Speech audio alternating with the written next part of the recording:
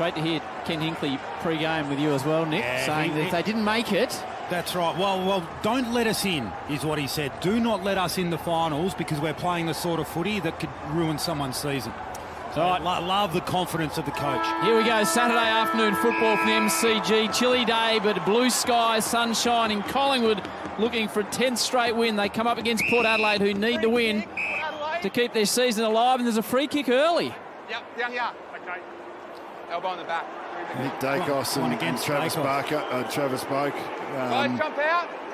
I didn't see that off camera, but I think Nick Dacos was simply physically getting into Travis Boak enough for the umpire to call the free kick. So, according to the official timing, 1 second has taken place in the game. And Travis Boak is lining up for about 45 out. In game 324 for Trav Boak, a star of this football club, for the perfect start for Port Adelaide. Hits it well, knocks it home. Thanks, guys. No. Starting position. Bit happening here. We've got obviously a great start for Port Adelaide, and their players were all getting around Travis to bring that energy to the contest, and the Collingwood boys probably got clipped on the way and have responded. There's a bit of feeling in this game straight away. So if you look top right here, you can see Dacos and Boak there. So he goes the elbow in the back. Oh. Well, I reckon we saw about 20 of those then as the two sides came together, and not one of them got paid. I think we see 100 of those every week. We do. We see lots of them. Let's just hope they're consistent. So a nice start for Port Adelaide, Howie. My word. So Boak on the board, 6 seconds into the game. Away we go again. Cameron in the middle. Having a crack as well as Finlayson. Another whistle. Still waiting to be a Collingwood free. Adams wanted to take the advantage, but he has to go back. Geordie to go. He started in the centre bounce. Pendlebury at the top of the forward 50. You'd expect them to change roles in transition. Crisp. Well, he's pushing forward now, Bucks, and Wines doesn't really want to go with him. Dishes off to Dacos, back to Crisp, running out of room. Run down behind by Rosie. Maynard somehow ends up with a footy. Drives it forward only as far as Burn-Jones. De Goey applies a tackle and just held on it a little bit too long. Burn-Jones comes across into the shadows. And the well-directed ball to Boak. Falling over was Dersmer at the wrong time. Falls down towards McCreary, who applies a tackle. Spills out the back now to Burton. Just tries to measure something down the line. Dersmer steps through traffic. Turns it over, though, back to Adams. Weaves through traffic, ignores Pendlebury, a little bit too much on it, but De Goey makes the most of it. Dishes off again to Dacos. Goes inside 50 to the lead of the hero of last week, Elliott. Goes one way, then the other, Elliott. Centering ball, looks towards Cox, but Aaliyah, as he so often does, repels the attack early. We've spent a bit of time on the near wing here, and it is pretty damp and slippery underfoot. We've already seen a couple of players go to ground there.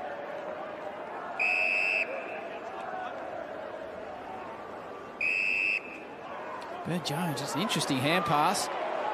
Tough for Wines in game 200. He's up to the task, though, the medalist. Back and kick forward. Scrappy start. It is. So it lands in the hands of Cameron. A short ball. Adams with another possession. Tries to get around Powell-Pepper. Just wobbles in on the left. Doesn't really work out. Burn-Jones should mop up. Does, and clears defence with a spiralling ball. But as you said, Nick, it's a bit scrappy early. Very scrappy. Marshall can't get it above Maynard. He'll have a second attempt at it.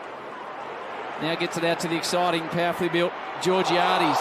Grabbed by the legs. Holding the ball. Well, we've had plenty of possessions, but not many clean ones. Which probably says a little bit about the pressure out there too. I think both sides, there feels to be an intensity about it. Whether the skirmish there before the ball had even been bounced was enough to just bring that level out of both teams. Pendlebury in his 200th game as captain to side bottom. Well, Port Adelaide have got every reason to be up and about. They would have felt like they were denied of a really good performance last week, so their energy was always going to be high. Big fly from behind was Johnson. Got good hands to it. 5 in his last 2 weeks. Exciting young player. Noble comes back off the flank. Boak Aaliyah in the long sleeves. Moore goes back with the flight, showing courage, especially when Dixon's on your hammer. Well picked up by the Pies and Noble. Very short kick, doesn't end up in the hands of Jay Dacos. Both players did really well there. Darcy Moore was brave coming back, and Charlie Dixon didn't look like he was going to get there, but just did enough to make a contest, and it's a little bit ginger there. 3 forward-half turnovers already for Collingwood. Port Adelaide not able to work through their back half and give their forwards any looks at this stage. Dersma wobbles it down towards Dixon, gets an unfortunate bounce. That'll be a battle and a half. Moore and Dixon today. Quaynor sends it just forward to the wing. McCreary's got a bit of space out the back, ignores the hand pass option, drives it deep to Elliott with a beautiful ball. Coming back absolutely brilliantly, not to give away the free kick, was McKenzie. And Port get out of jail. Yep, needed to be perfect, otherwise he would have given away the free kick, and he was. He just popped a finger there. Just all ball there. Did well, just got the head around at the right time to be able to track it. Burton in his 4th season at Port.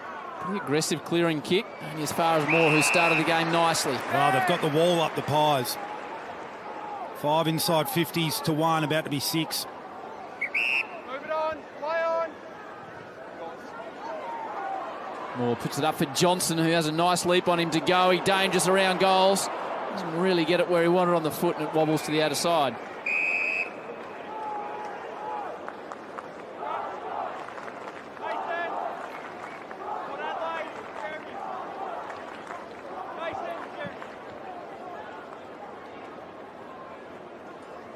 Cox and Finlayson in the ruck duel. Cox just gets a foot to it, winds, puts his body on the line as he always does. Bergman tries to extract it.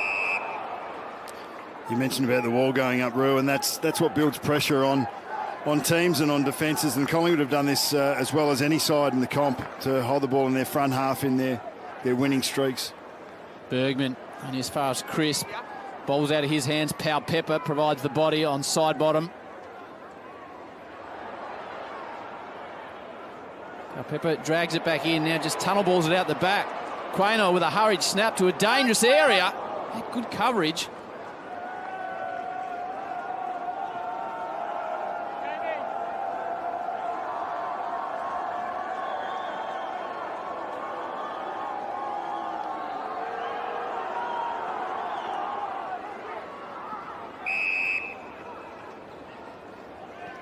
Darcy Byrne-Jones out of the back pocket. Nice one-handed effort in the air by Cameron. Yeah, this is where you need to realise if you're a Port Adelaide forward that you're struggling to get it through. You've got to get over and actually provide an outlet there. Well, Finlayson just didn't work hard enough over. Darcy Cameron was the Collingwood ruckman who slid across the ground with the rest of the Collingwood back 6. But Finlayson just didn't go with him. You can see just coming into camera there. So Collingwood controlling the aerial battle early. Cameron in the ruck, just misses Adams. Nearly a fresh area from Dersma. Pendlebury mops up, DeGoey delays the hand pass, does it really nicely in the end to Lipinski. Great kick. Towards Elliott, who's never going to let his man down. Yeah, brilliant kick from Lipinski. Didn't kick it to the lead, he kicked it to the space and said, hey, Jamie, there's a footy, you go and get it.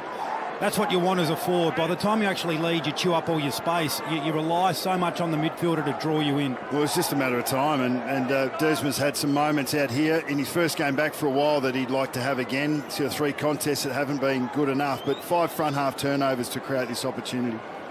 Game 149 for the hero from last week, Jamie Elliott, in the bright orange boots from about 35 metres out. Never in doubt. We couldn't line up and miss that one. No. Not after his last shot. No way. That one was probably 60 plus. Yeah, that's right. This is a really good start from Collingwood. So the 1 inside 50 and the 1 score that Port Adelaide have had came as a result of a bit of a dubious free kick, we'll call it, before the ball had even been bounced. And since then, it's been played exclusively in Collingwood's part of the ground. 8 inside 50s to 0 since that free kick. You were talking about, as a leading forward, chewing up space, Nick. Yeah, so if Lipinski gets the ball and you've already started your lead in that part of the ground, well, then he's probably going to have to kick it to 40 or 50 metres out from goal. But just by waiting and protecting all of that space, if the kick is good enough to identify that and just pop it out into the space for you, well, then you end up having a shot from 30 out rather than 50. Nick Revolt, Nathan Buckley, Cameron Mooney and Sarah Jones on Saturday afternoon football from the MCG. Pendlebury just oozes on the ball as he does. Bends it inside 50 and hits Johnson, who, as we said, has kicked 5 in his first 2 games and just looks like an athletic type of footballer. Just a quick one down here before we continue, guys. Charlie Dixon's just come off. He got copped one in the nose by Darcy Moore in a contest down here on the wing, so he's just getting a bit of running repairs down here. Thanks to Cameron Mooney. Debuted a couple of weeks ago versus Adelaide. Hit Ash Johnson, 193 centimetres, 87 kilos. Pretty handy around the goals. He'll need to be from 50. Sends it home! Well, I think the Port Adelaide defenders, although they're involved in the ball use coming out, they're entitled to think at the moment, can our mid start getting it to work a little bit in the middle of the ground, because the ball's coming back in. It's now 9 inside 50s in a row. It's been 100% front half since that Boak free kick and goal. And, you know, Jonas, McKenzie, they're playing on their heels at the moment. They haven't got the opportunity to attack at all. So with a slowish start like this for Port, Nathan, as a coach, do you send the runner out or do you just expect the players to switch on? No, you definitely... The runner's not going to have much effect. It's really it's the on-field leaders. You know, it's now Travis Boak, it's Ollie Wines, it's Finlayson. Does Dixon put himself into the ruck? That's what you're looking for, just to find that spark. And it only takes one contest. Goal on the board from Port was from the free kick right at the start of the game. Wines decides to get the clearance out and get himself involved. Well, that's what it was then. It was Finlayson into the middle to Gray to Wines, and now you're pumping the ball inside 50. Rosie, skillful player, puts it to about 20 from home, sets a target. Cameron comes back into the path. Butters arrives on the scene. Howe, Cool, Murphy, Bianco, who delivered it last week to Elliott, this time delivers it straight to Finlayson. Snaps it round the corner and kicks the goal. Exactly what you were talking about, Nathan. Well, that was exactly what Finlayson would have loved, like that, to intercept that ball in that part of the ground. It's nearly an 8 out of 10 for him on the left foot to take that 2 or 3 steps with that space. Unfortunate for Bianco, because he put a bit of body on Finlayson as the ball came in, which allowed Darcy Cameron to have a 1-on-none, but he put that mark to ground. But he did a lot right, the young fella, but this one here just not able to get enough on it, and great pressure from Marshall. What you want your ruckman doing. I mean, he's not a traditional ruckman, is he, Finlayson? But great bit of tap work down to Robbie Gray in the middle of the ground, just at a time when they needed at Port Adelaide to be able to arrest a bit of that field position dominance off Collingwood, who have started the game really hot. 2 inside 50s for Port Adelaide for 2 goals. 9 inside 50s for the Pies. Pretty even on the board. Pendlebury with a high winding ball forward. Sets Johnson a task. Fisted away by him by Jonas. In game 200, falls to the back. Jonas falls to the ground. Push forward, Elliott. Brilliant pickup. Was looking for Ginnivan on the hand pass. Robbie Gray was aware. Ball somehow stays in. Very well played by Butters, and a brilliant kick into Wines. That was an amazing kick. Well, Ollie Wines' lead was that not of a forward. It was ambitious. It was like a 90-degree angle to where the kicker's eyes were, but it was well found. Dixon's on the wing, and Marshall is deep. They head in that direction and pinpoint the big man. He just read it better. Jeremy Howe's usually the guy that reads the ball better than anyone else and gets the highest point. On that occasion, he went early and he went flat. Todd Marshall just trusted his read on the ball and was able to get the highest point. Who was it that put that kick into Wines there? That was an excellent... Butters. Yep. An excellent kick and well spotted, and Ken Hinkley spoke about his vision and use before the game. 38-11 this year. Bit of a dead-eye Dick. Here's Marshall, make that 39-11. 2 in a row for Port. It's a good return from Todd Marshall. Had his critics early in the season. Charlie Dixon out of the side. He was really just thrust into the responsibility of having to step up, and he has. So the few times they've actually been able to work their way through the Collingwood wall, they've been able to hit the scoreboard. So 3 inside 50s for 3 goals now.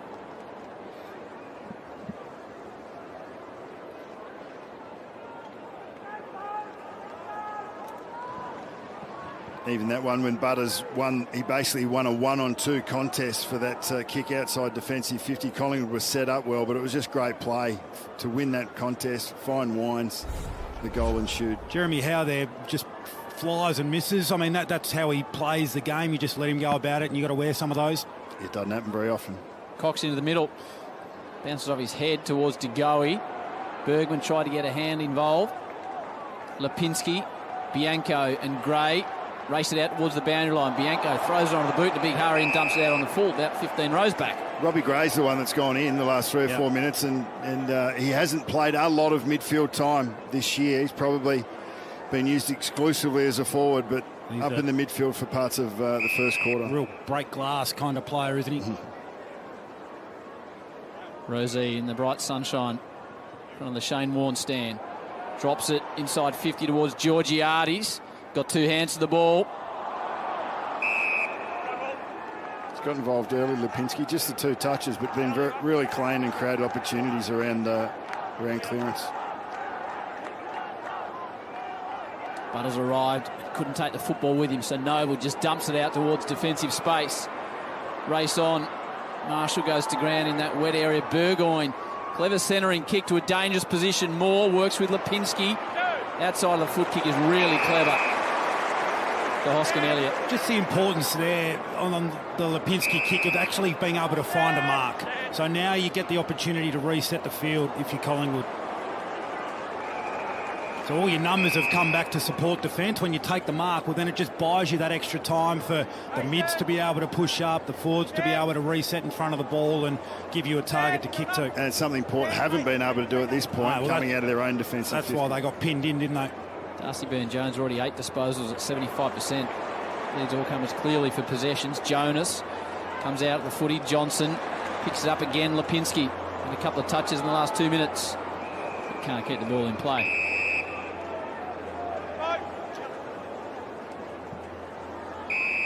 Well, Byrne-Jones is getting away a little bit in that De Goey Pendlebury switch out of centre bounces, and Byrne-Jones is finding he's a ball getter himself. So, but when they're deep in your back half, it doesn't hurt as much as if they're running through the midfield.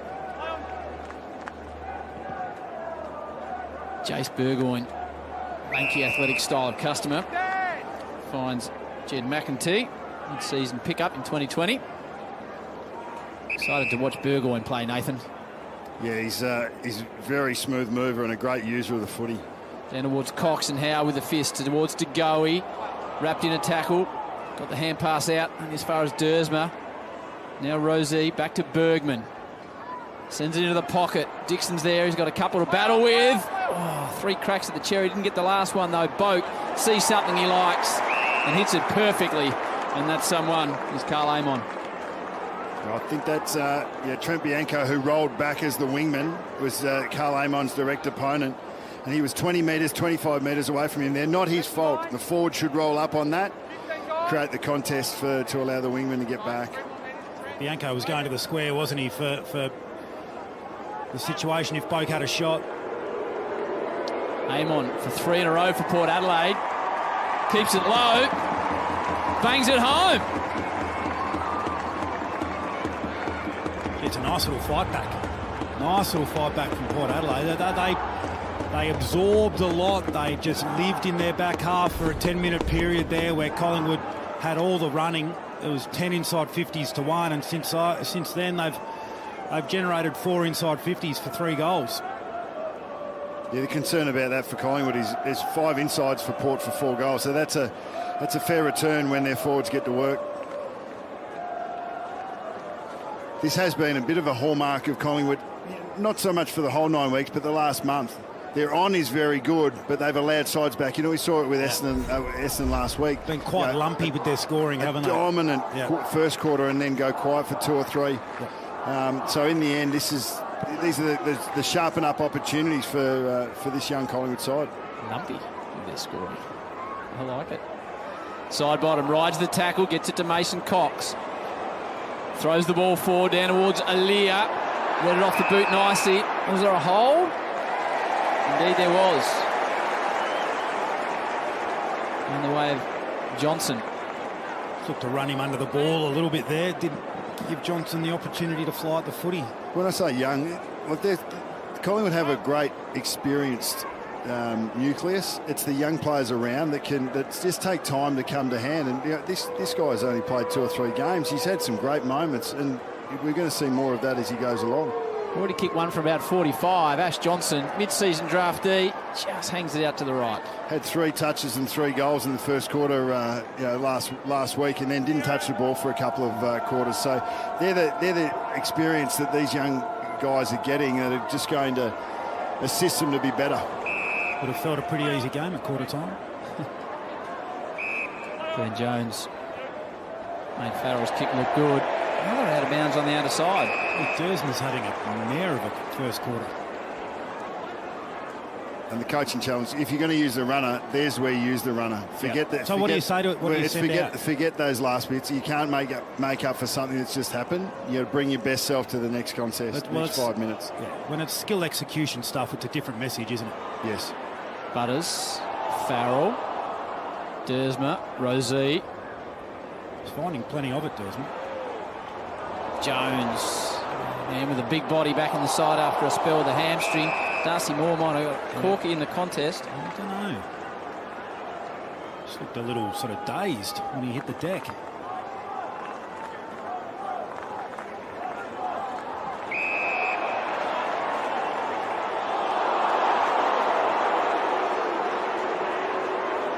Free kick going the way of Finlayson. He was the other one last week, Finlayson, that provided a real spark for the group. It's been a good pickup. Didn't really feel like the sort of player they needed at the time, but he's been good value. Farrell with a high ball inside 50. Maynard doesn't give much up. Comes back out though towards Butters. Darcy Moore looks like he's okay. He's got a couple of options across the ground. Gee, it had to be good and was to Bianco. Look at that contest. Maynard undersized against Dixon. The capacity to bring that back to border ground just shows the...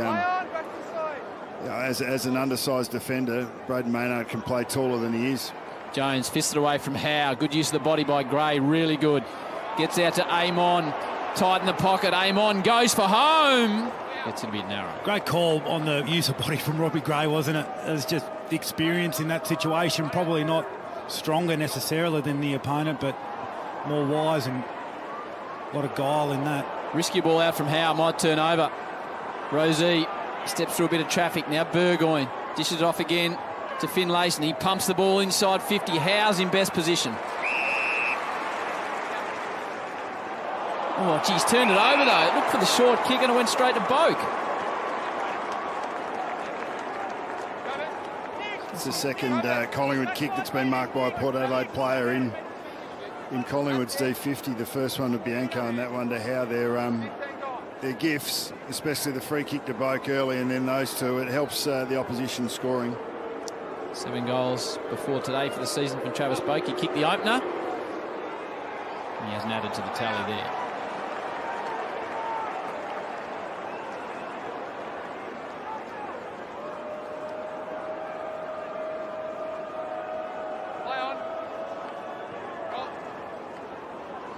Again, happy to go through the middle, Collingwood. Cox brings it to ground. Finlayson picks it up to Boak. His hand pass was stopped, but Maynard got him a bit high, and there's been a bit bubbling in this game. Ginnivan gets himself in there, as does Elliott. Burgoyne tries to grab to go out of the way. That's not an easy thing to do. I think you'll find Tay Adams at the bottom of that as well. We've got a 52. Yeah, so the non-controlling umpire came in there and paid the 50. So it'll be Boak again, ends up with a footy. And this time he'll kick his second. I'm going to chat to Maynard. No doubt offering him some encouragement. It's an unusual game. But Boak, who kicked the first goal after a free kick as the ball was bounced, will kick his second, and Port Adelaide have kicked 4 in a row. It's quite free scoring, isn't it? We've seen after that initial dominance of Collingwood locking the ball in their front half and getting repeat entries and scoring from that, Port Adelaide have been able to balance their midfield play and get their own front half work, and they've actually scored really well from it. But there is a little bubble in it in this contest, and Maynard's tackle wasn't appreciated by Finlayson, and then Adams, DeGoey, Elliott are into it. I'm not sure what the problem with the Maynard tackle was. I mean, it was just an aggressive tackle. I didn't think there was anything sort of all that malicious about it. Still, the poor players didn't appreciate it, and you get 50 and you get a goal. And when you're in a contest, there's going to be those flare-ups, and both these teams are in it to win it, and there's a bit of niggle around the ball. 17-point lead to Port Adelaide. Collingwood fans will be doing it tough again. Wines sends it down towards Dixon, who shoves more. And Collingwood fans thought it was a free kick, but the big, strong boy ends up with a footy. Oh, there's so much grey in this one. You reckon? Yeah. Where's the grey? Well, the grey is that we've seen these let go and we've seen them paid all year. End result is big Charlie Dixon has the footy. What do you reckon? It's black and white. I thought so. You tell me. From 45, Dixon. Port have kicked 5 in a row. Well, it is great. You're the power forward, Rui. You tell me what you see in this replay. All right, we'll have another look at it. So they have worked their way back on top in the middle of the ground. There's a push. It's a push. It's all right, Nathan. But that's the problem. That's the problem. We've seen these let go and we've seen them paid all year. So it's a grey rule. It's been grey in the interpretation. We saw Tom Hawkins help Jonas out of the contest, I think it was, or Cleary, but it was a Port Adelaide defender in the first quarter last week. So you do get the rub of the green, but I dare say that most key forwards now are starting to take a little bit more liberty with how aggressive they are with their body use to give themselves the best chance of marking the footy, the way that it's being interpreted. Well, it's in the book, and just like we spoke about Port Adelaide needing to respond after the first 10 minutes, now it's Collingwood's turn. So the ball's lived at the other end of the ground for the last little period.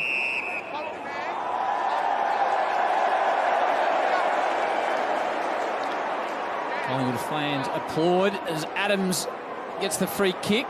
Makes it tough for Maynard, does really well. Taps it forward towards Josh Dacos.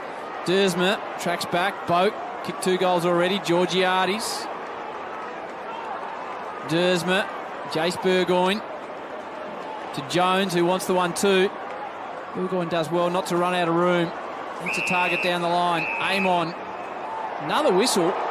It's against Murphy, and it's going the way of Marshall. Yeah, just took his run off the ball. Gee, just go back to Adams' kick. I think you've been under pressure. The ball's been living in Port Adelaide's half, and you've got an opportunity to drive the ball inside 50, get it deep and set up the wall, and you go for a sort of a flirty little kick on the 45. I'm not sure that was the right option. So another free kick, this time to Marshall. Extraordinary passage of play.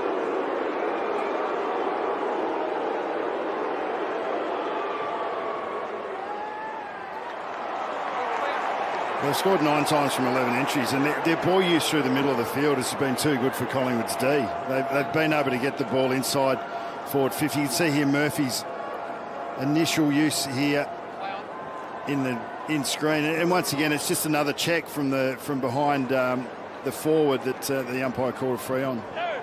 Finlayson, another inside 50 ball danger for the Pies. Dixon's there. Jones attacks the footy hard. Murphy, more in there. It's interesting that's a free kick for Murphy against Marshall, where we saw that with the Dixon more marking contest. So I'm not sure if we're seeing different interpretations, but the little elbow, you know, they're onto the physical stuff away from the football today. Wines hacks it out of the pack and it'll be tossed in. Tell you what we are seeing, guys, is Josh Dacos has only had the one possession. That was just from the kick out a couple of moments ago. Butters and Power Pepper putting a lot of time into him physically at the moment. Cam Mooney on boundary level with Sarah Jones. Nick Dacos. Quainer, there is Josh Dacos. Releases Murphy by hand. Sends it down towards Lipinski and Farrell. Lipinski does well in the air. Gives it to DeGoey. Started the game nicely off the instep. Might work out in the end, but Aliyah's there to mop up. There's a bit of space and time. Wobbles it forward straight to Jay Dacos.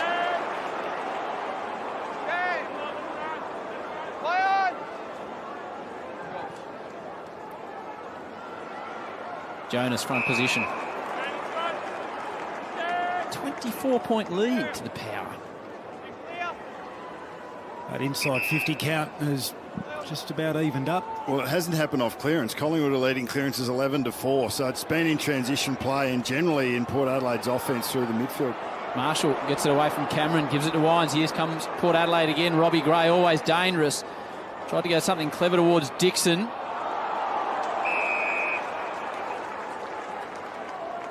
And I think they've just been able to get from the inside Port Adelaide to the outside really, not easily, but they've been really effective with their quick hands to find a 2v1 and then to break through their attacking mid and give their forwards some good service.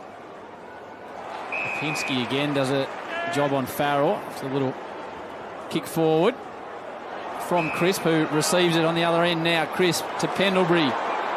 Wants to use Crisp again. He's been involved 3 times in the chain. Aliyah, though, drops back into the pack. Drops the mark. Ginnivan, the Collingwood crowd rise when he's anywhere near the football. And that's the one the Pies needed. Well, it looked like a play that Port Adelaide had actually defended really well because they had Mackenzie out the back, so Aliyah took front position. The kick from Crisp wasn't going to get over the back. You can see Aliyah here, he's just taking the leading room. The kick's not getting over, but he just spills a mark in the end. And you don't want to give this man too big a sniff because he will make you pay. He didn't hit this well either, but it floated in for him.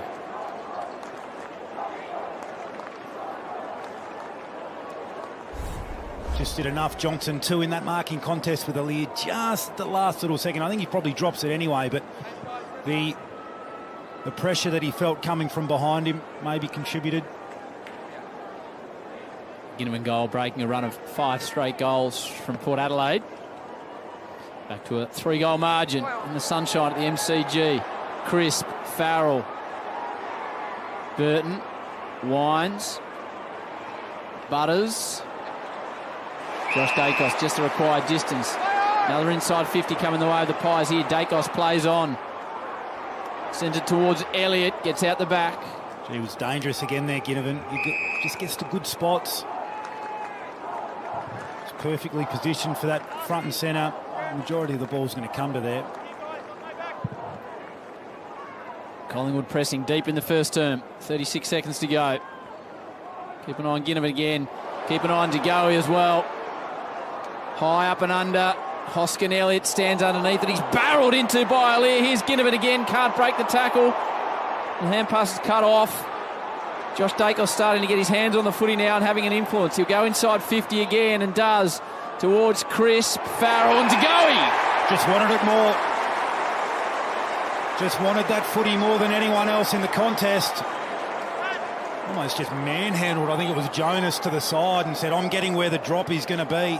Yeah, when you see him up and about, as you did in that forward 50 stoppage, when he's on the burst there and when he's attacking the ball at highest point, he's so damaging. Jonas has been turned inside out a couple of times last 4 or 5 weeks. But DeGoey was able to be the one that was at the highest point. To bring it back to a 2-goal margin, Jordan DeGoey does just that. Game on here at the MCG.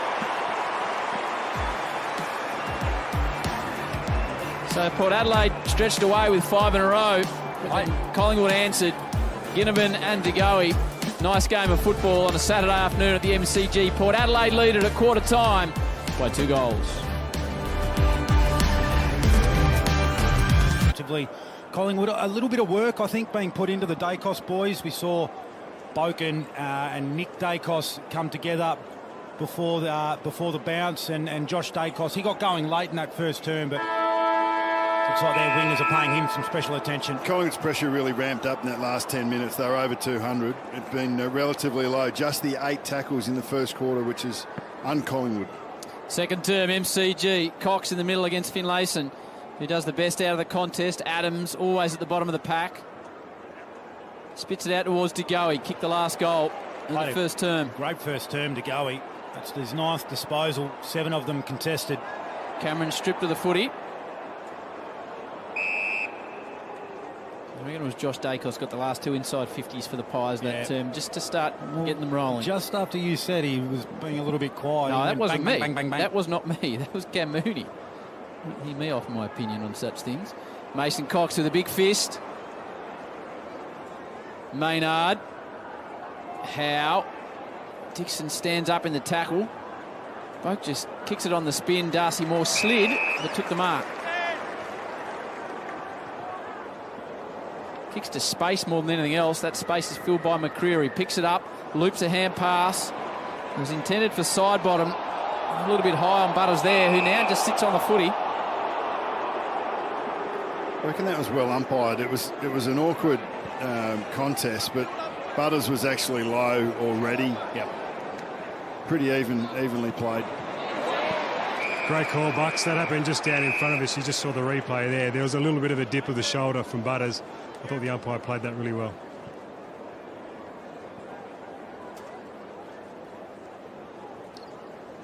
Collingwood 15-5 up in clearances. They haven't. It's definitely been a strong part of their performance. They need to optimise that.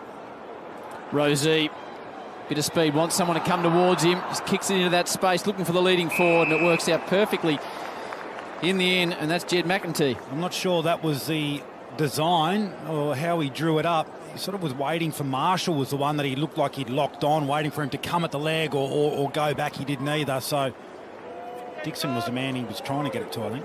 Jed's kicked 1 goal in his 5 career games so far from 45 degrees. It's coming, just not quite enough. Mark nearly taken on the line by Marshall, who claims it. Umpire's not having a bar of it. Port Adelaide have taken 4 marks inside 50, and you add a couple of free kicks to that, and that's 2 of their marks inside 50 come off Collingwood opposition kicks. Yep, great kick. Nick Dacos right through the middle. Maynard couldn't quite get a handle on it. Jonas been aggressive through the corridor from defence a few times, the Pies. Burton falls over at the wrong moment. McCreery tries to get himself out of trouble, nearly got into more trouble. There's Maynard again. Good clearing hand pass to DeGoey. Here they come to Johnson. He's kicked 1. Dishes it off towards Bianco. Just missed him. Burgoyne's right on his hammer. Here comes Josh Dacos. Burgoyne does well at ground level. Really well, in fact. Burn Jones, his kick smothered. Out the back to Aaliyah. Port will be happy to see it across the line, but well done to Jace Burgoyne. So they butted up well then, Collingwood. Don't see that often from Braden Maynard. He's usually ferocious on his attack with the footy. I'd have to suspect he was called out. Son of Peter, nephew of Sean, Jace Burgoyne. Finlayson gets a little bit of space. Sends it towards Butters. Maynard wearing him like the proverbial glove, but threw him to the ground after he got rid of the footy. Collingwood fans simmering in the background. Wobbly old taught by Finlayson to the outer wing. Oh, well done. But that was that's a 100% chaos ball that just came from Finlayson, and there wasn't any rhyme or reason to it. Just get it forward and trust the forward contest. Well, Dacos did well, because I reckon a lot of players in that situation, they want to tap it, but he just took possession. He knew what was coming the other way, that he was going to have to ride the big Charlie Dixon tackle. So he did it well, locked it up, start again.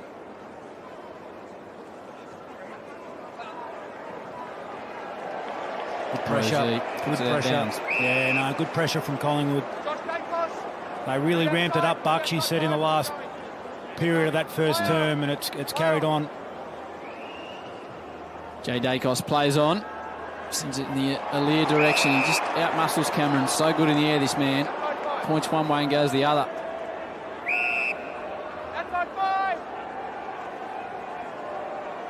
Amon, whose name continues to be linked to Hawthorn, towards Powell Pepper. He plays on. High ball inside 50 towards Marshall. Murphy. I reckon Marshall held Murphy in the contest.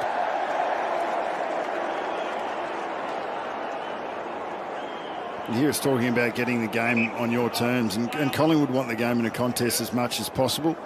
Port Adelaide took 25 uncontested marks in that first quarter. They want to keep it on the ground with their play, Collingwood. Crisp goes and gets the footy. McKenzie didn't quite hit Burn-Jones. Spills out to Amon. Sends it down the line. Is good to Pepper. He's got runners either side. Goes towards the boundary line. Ends up with Wines. He runs out of room. Really good. Yeah, Murphy read it, didn't he? Saw the overlap coming. Johnson taps it in front of himself. Tries to get past Jonas. Ball stays in play. Jace Burgoyne keeps his feet. The long socks up. Amon. Now Dersma. Leading possession winner on the ground, Dersma. Shaky start with some of his disposal, but he's really found his groove now. Geez, Burgoyne's had some big moments in this quarter already, hasn't he? There's one-on-ones. Indeed he has, as Jones sends it towards Dixon. Important touch by Marshall. Dixon will be hard to tackle. Side bottom comes in, strips everyone of the footy. Josh Dacos waits for the bouncing ball. Back to Maynard. Goes back to Dacos, where he kicked the goal from last week. Going the other direction today. Might have got a shove as he got rid of it. The advantage will be paid. To go, he misses Adams. They've got space if the ball bounces. If it bounces, it eventually does. Towards Pendlebury. There's a problem for Port Adelaide. Pendlebury hits 50. Hits to go. He'll go for a home from 35 and misses. We've just seen that high transition play in the last 3 or 4 minutes, and the field just gets bigger and bigger and bigger when there's turnovers, and it just creates opportunities.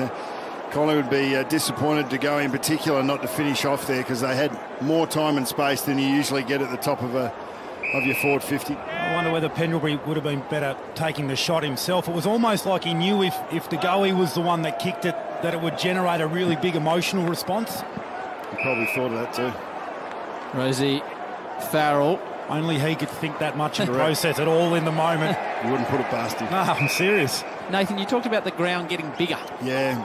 Well, when you feel it gets locked in one half, you can see the congestion build. When there's turnovers through the middle of the field, the forwards start moving towards their respective ends, and the defenders have to try and fill the gaps, and it's harder to do, so there's more space to move the ball through the middle of the field.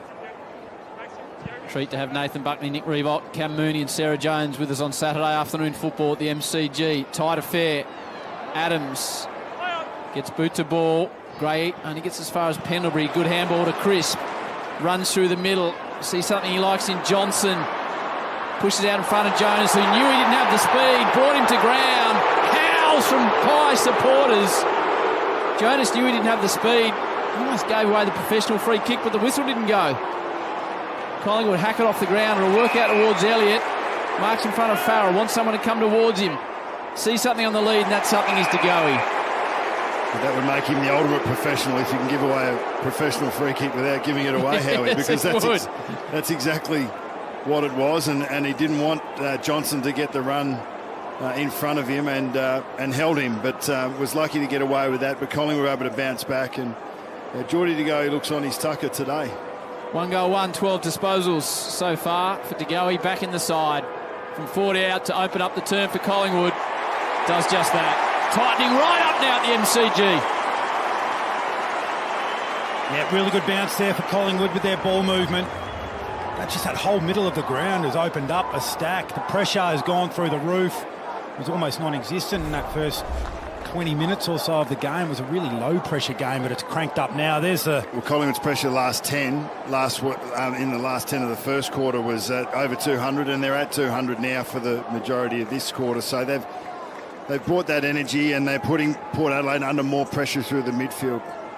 Great kick here coming inside 50, and this man, we spoke about in the pre-game, Bucks. It'd be great to just see him get through the 4 quarters, because he hasn't had any continuity in his footy, but right now he's the best player on the ground. 13 disposals, 6 contested, winning it on the ground, involved in scores, got a couple himself. Kicked the last 2 of the match has Jay De Goey. Cameron Boak has kicked to himself. To the elusive Gray. Slid a hand pass out. It might work in the end. Gets out to Pepper. Hits Ollie Wines. Cracker-style kick out of the back of the pack. Georgiades couldn't grab the footy. As a result, Howe's able to clear it. Hoskin Elliott to ground. Winds over the footy. Hoskin Elliott throws a boot in. Noble throws his body in. Comes back to Amon. Powell Pepper again. Tough man to tackle. Nick Dacos does it brilliantly though. Affects the turnover. Ends up with his brother Josh. And that's a good result for Collingwood because Port Adelaide had the 3v1 behind the football. More than likely to win that contest. It was a really clever kick from Dacos. Just put it in the contest where safest options to thump it across, and we start again. Lipinski. Cox, Aliir, clean bowls everyone. Here's DeGoey again to Johnson. Nearly stripped it out away of a couple of poor players. In the end does. He's got men out. Hoskin Elliott still should have time to go back. Gets away from Aliir. Calamity of errors after it looked like a certain Collingwood goal. Ginnivan falls to ground, needs to get rid of the footy. Didn't get rid of the footy. Looked like a certain goal for the Pies. Yeah, just a bad bounce.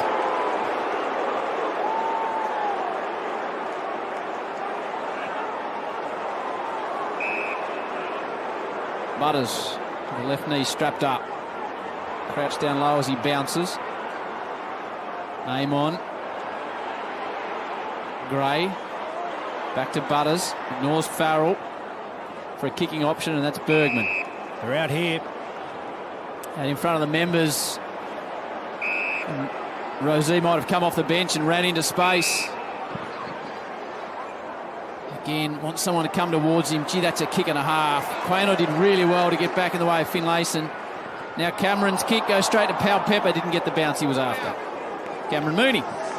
Yeah, guys, Darcy Byrne-Jones has come off with a bit of an ankle injury. He's gone down into, or underneath actually, just get it re-strapped. So he's in a little bit of pain as he come off, but hopefully should be back up soon. We just see it here. He started the game beautifully as well. Drew and Carmichael, the respective medical subs today. Collingwood again to Johnson. He's an impressive young footballer, this man. Looking dangerous, isn't he? Every time the ball's in his area, he looks like he's either going to win it or create something from it. It's been brilliant. Jonas looks concerned about his speed.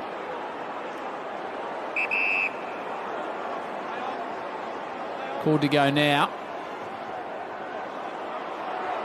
Sends it at the teeth of goal. Mason Cox is there.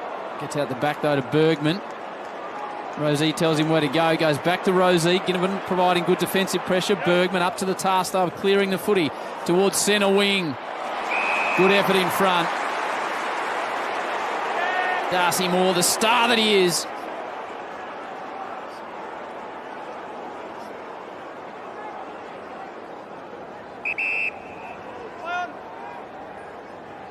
Happy to just load it up into the pocket. Set Jamie Elliott a task. He's caught at the back of the pack. Cameron gets it down towards Elliott now. Good tackle on him by Rosie. Good game, Nick. Yeah, ball zinging around a lot. Neither team could move it out of their back 50 in the first quarter, but since then it's just been zinging from one end to the other. Which is what we like to see. Absolutely. Crisp, Lipinski. Jace Burgoyne rides the tackle, gets the free. Having a good game up to his 8th disposal now. We've got a free kick count. Feels lopsided. I think that's the crowd. Is that the noise? Yeah, I think so. Gets out of the back. Amon. Murphy. Free kick away the Collingwood Footy Club. 7 to 8 the freeze. Okay. Yeah, I think it might be the noise. I think it is the crowd. Murphy to Noble.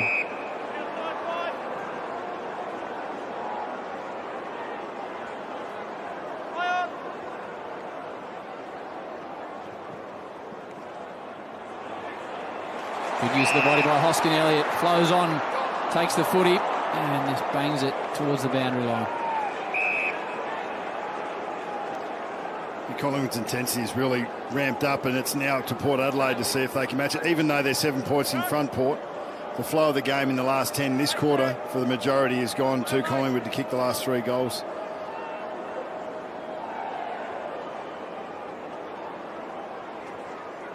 Ginnivan rides the tackle from Gray. Every time he's tackled, there's a question amongst football fans.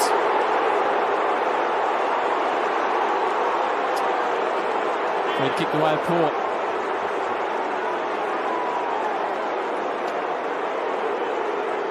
What do you think, Rui? Yeah, I think that one was pretty obvious. Spell it out for us. Obvious. I think it's the right decision. Had prior opportunity, didn't dispose of the ball.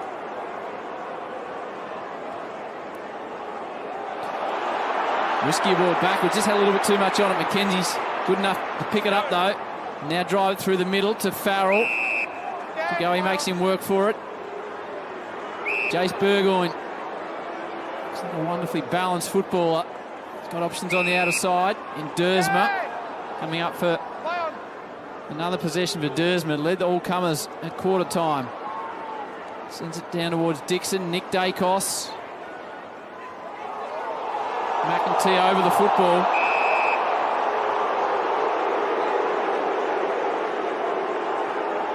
Can he sign a Burn Jones yet, Moons, or is he still down with that ankle? Well, the doctors have just come back up, and as we speak, Howie, geez, you're a man. He just walked straight up the stairs, so I don't think he'll be too far away. Hurried snap by Marshall. Next to Moons. It's a bit skinny. Bit of chaos in that Port Adelaide switch, but Mackenzie was able to pick it up, cut through a contest, and then find someone through the middle of the ground. It really opens up the ground when you can do that. Port Adelaide need those that free-flowing midfield use that we saw in the first quarter that gave their forwards time and space to work over the Collingwood defenders. Mason Cox marks strongly to the applause of the Collingwood fans. Just says, calm it down. Off half back. Yeah, that's when Mason's at his best, when he's leaping at the ball at the highest point. It's pretty hard to defend up there. Lipinski. Nick Dacos. Lipinski. Advantage paid towards Adams. Went one-handed.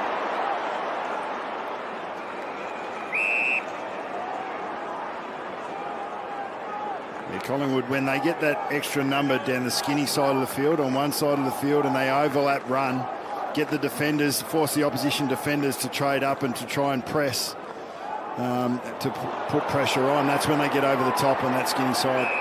Cox almost tunnelled under the footy in the ruck contest with Dixon. Dangerous that. Should have got a free kick there. It's a bad feeling when you're in the air like that and you feel the legs go from under you.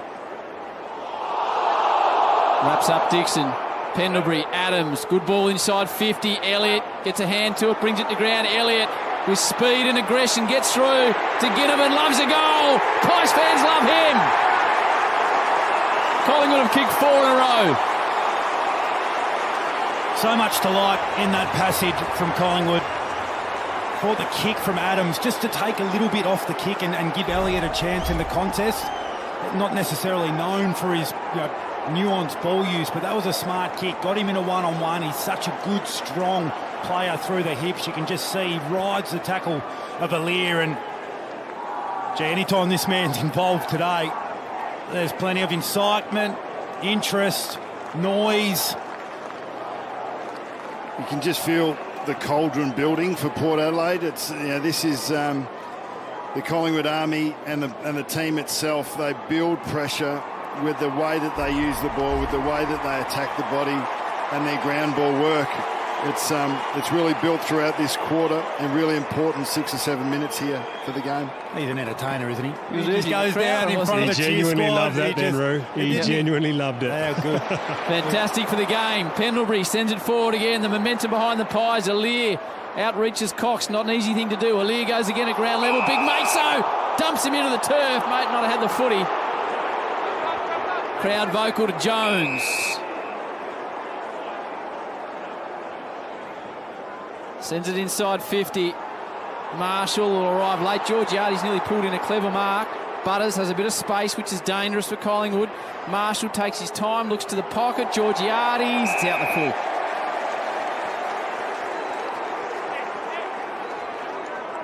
Port Adelaide by 14 at quarter time.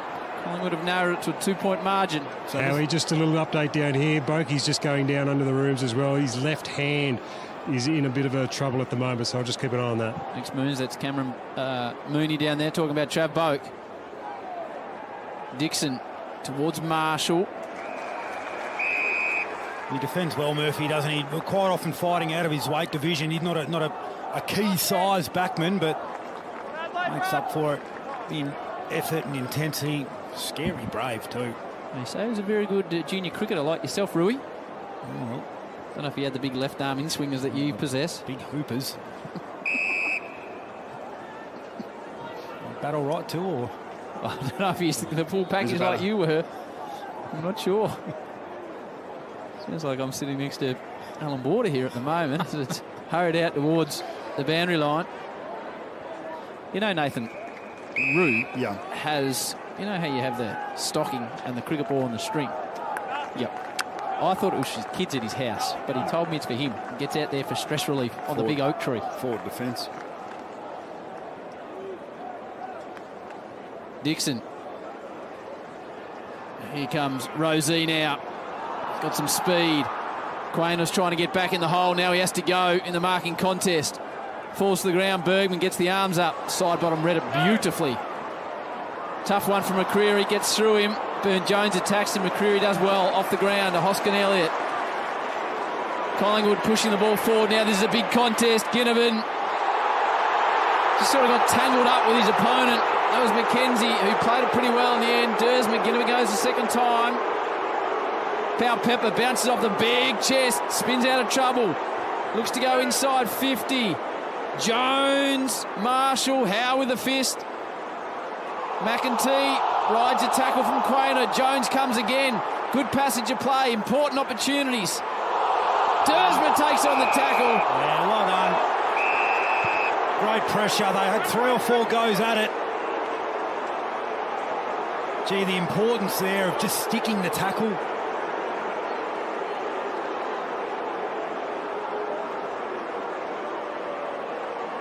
Here's the Ginnivan. Hold. I think it's well umpired as well. It's a tough job. It's a tough job for the boys in yellow today. Burgoyne up to his 5th possession for the term.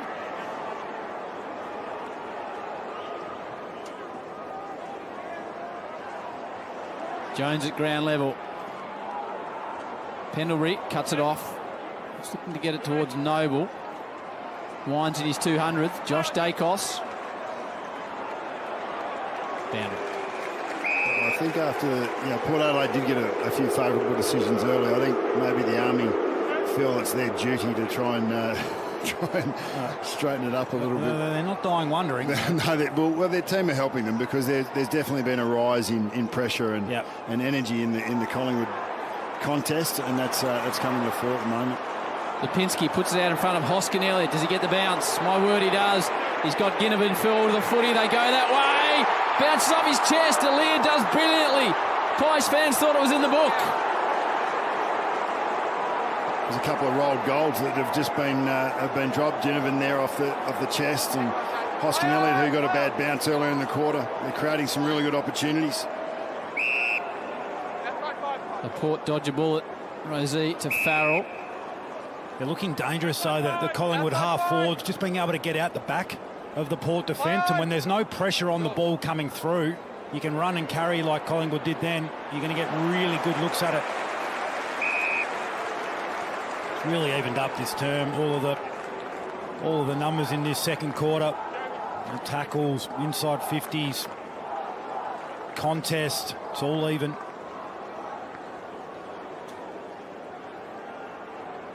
Port led by 14 at quarter time. Collingwood have squeezed it back to a 1-point game. What else you'd expect the way Collingwood's going this season? 4th team in history, Nick, to win 8 matches by 12 or fewer points, the first since 1989. Well, it's got the feeling of number 9 today if they're able to get over the line, because we've got a ripper here. 8 matches by 12 or fewer, it's quite extraordinary. They've been good to watch. Port looking to keep their season alive. Crisp. Smart. Really smart to side bottom. Taps it onto himself. Towards Ginnivan. Doesn't drop it this time. It's Shorty kick 2. Just a good footballer, Howie, this man. Sometimes when players do the simple really well, you just take it for granted, but you just came at the leg. That's the most predictable spot. Would you do this kick from here, Rui? I probably would if I had my time again, mate. I'm with you. Got some big shorts on us. He's got the Eddie Bet shorts. He does indeed, Ginnivan. Listen to the roar if he kicks it though. Has he got the distance? I think he has. Ginnivan's got 3. The Pie Army is up and Collingwood hit the front.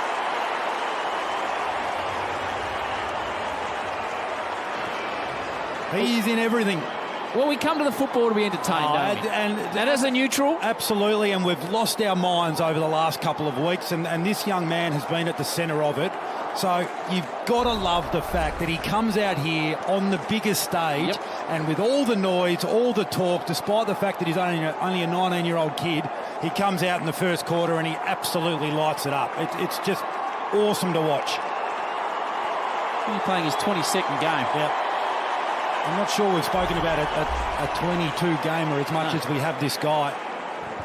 And what has maybe gotten a little bit lost in all of it is just how well he's actually played. He's actually a good player, isn't he, the kid? He's a really good player. Makes people turn on the telly to watch the footy. Farrell uses a bit of strength and on the left foot. De Goey down behind play. Keep an eye on that. Darcy Moore has done well. Gee, De Goey's in a bit of trouble in the middle of the ground here, boys. We'll see if we can find out what happened to him. Still on hands and knees. There was a big contest through the middle. Maybe it's just the wind taken out of him. Yeah, I reckon that's what it looks like. Port pressing deep in the first half to take the lead back. After they just surrendered it to the Pies. Crisp. Bianco doesn't want to drag it back in. Well, he's pushed the trainers away, so that's a good sign.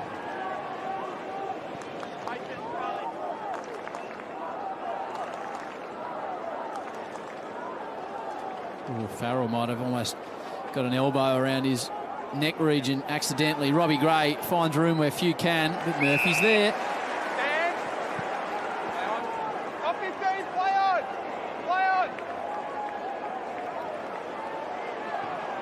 Nick Dacos, she was gutsy on the left after running out of room.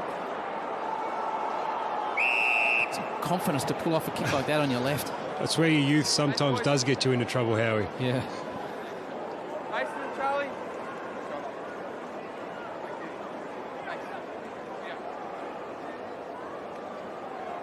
Cox and Dixon. Amon tried to street through and grab the footy. Lipinski spirals it out of defence. Touch ball. Side bottom. Pie falls down. Burton didn't really connect with the handball. De Goey swoops onto it. 30 seconds on the clock. They've got a man out the back. That man's Johnson. They'll stream forward.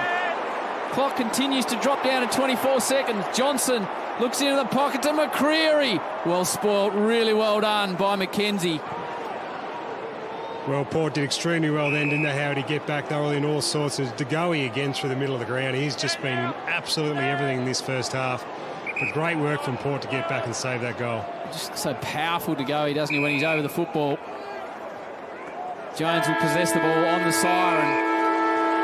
Big second half coming your way. Another tight affair for the Pies. Port Adelaide led it by 14 at quarter time. 3 goals to zip for the term. De Goey got his second.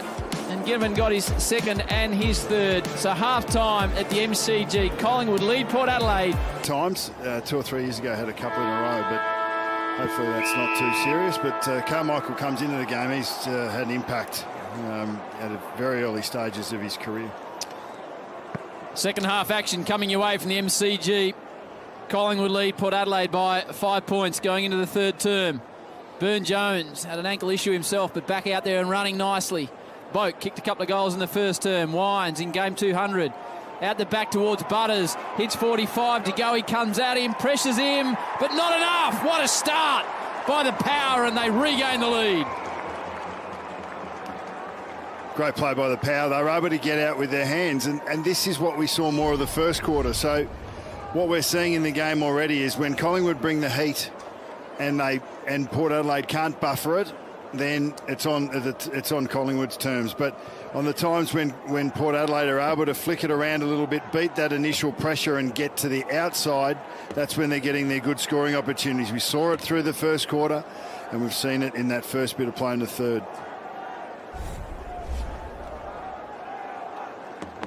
It's a real arm wrestle, between Collingwood's pressure and Port Adelaide's intent to work the ball around with hands from the inside to out. It's one round all. Port Adelaide won the first round, Collingwood won the second. Who's going to win the next two? Finlayson and Cameron contest the ruck in the middle. Pendlebury pushes Rosie away from the footy, opens the door for Cameron. McCreery tries to push it to the back. Comes towards the dangerous to go. He probably Collingwood's best in the first half. Johnson, Chris. Jonas is in the right position though, and the skipper in his 200th will clear. He's covering the ground well to go. I mean, he was the one laying the tackle on Butters just as he was kicking. He was the one there applying the pressure. So it's not just in at the contest where he's having an influence. Coach did use the term mini pre-season for Jordan De Goey. Well, it looks like it. It sounds like a great deal of fun. Not one out. No. Lonely. Bergman's got it centre wing right in front of the MCC members. Called to go. Just drops it about 30 from home. Marshall tries to get to the front of the pack. Howe gets a hand on it. Finlayson roves it well. Snaps towards goal. Buffets into the post. I think one thing with Geordie is the expectation. There was so much expectation on him coming into that Gold Coast game and pressure to perform and focus. A little bit less this time around, and I think it doesn't matter who you are. You do feel that real heat of expectation that comes, and he's just able to play today. Collingwood with a clearing kick out towards Cameron. Now McCreery. Sends it down the wing. Sets a task for Elliott. So what type of customer is he to go? Is he a nervous customer pre-game, or is he relaxed? How does he approach it, Nathan? No, I think he likes to have a laugh and relax. He doesn't like to get too uptight or think too much about the tactics of the game. He wants to get into the contest and get to work. A bit of a bull. Just like you, Rui, just a real free spirit of mind. Doesn't think too much about it. Real relaxed. Rosie over the top. You put it this way, Geordie's not doing 2K sprints up and down the ground half an hour beforehand. Nor was anyone else, though, Nathan. No. He's a unique man now, Rui. Quirky.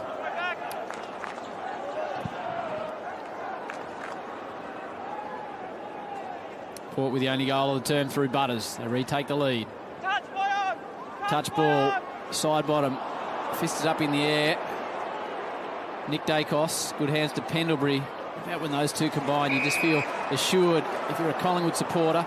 Hoskin Elliott, down towards Elliott, just gets off his man. McKenzie arrives with a fist at the last moment. Hacked off the ground. Whoa. Amon works out his way. Almost took his hand off.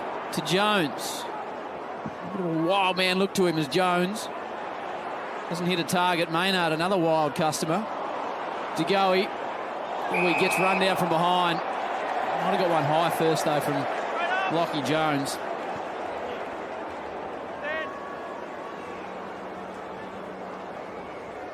This will be his 16th disposal for De Goey. He's kicked 2 goals, 1.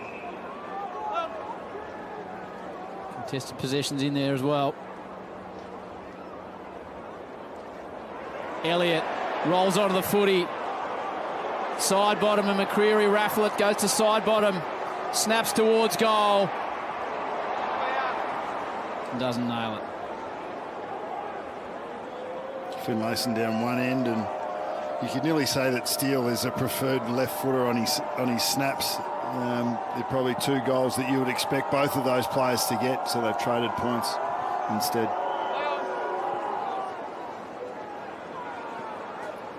Georgiades palms it cleverly to himself. Hasn't been a factor so far. Can get rolling in a hurry, though. Nick Dacos strips it away from Boak. Keeps his feet beautifully to Murphy. To McCreery. He's got some toe. Dashes off. The hand pass doesn't quite hit the target, but comes back now.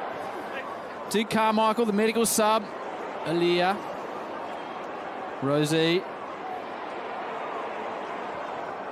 Now Port clear through Farrell. Well done. How good was the Dacos one-on-one win over Boak before? He's as strong and as good as any player in the competition, Trav Boak, in that one-on-one situation, and Dacos stood up to him. Aaliyah waits down. This is Burn-Jones. Flicks it out the back to Butters. Rosie wasn't the distance. Farrell under pressure. Turns over to Chris. He gives it to Pendlebury.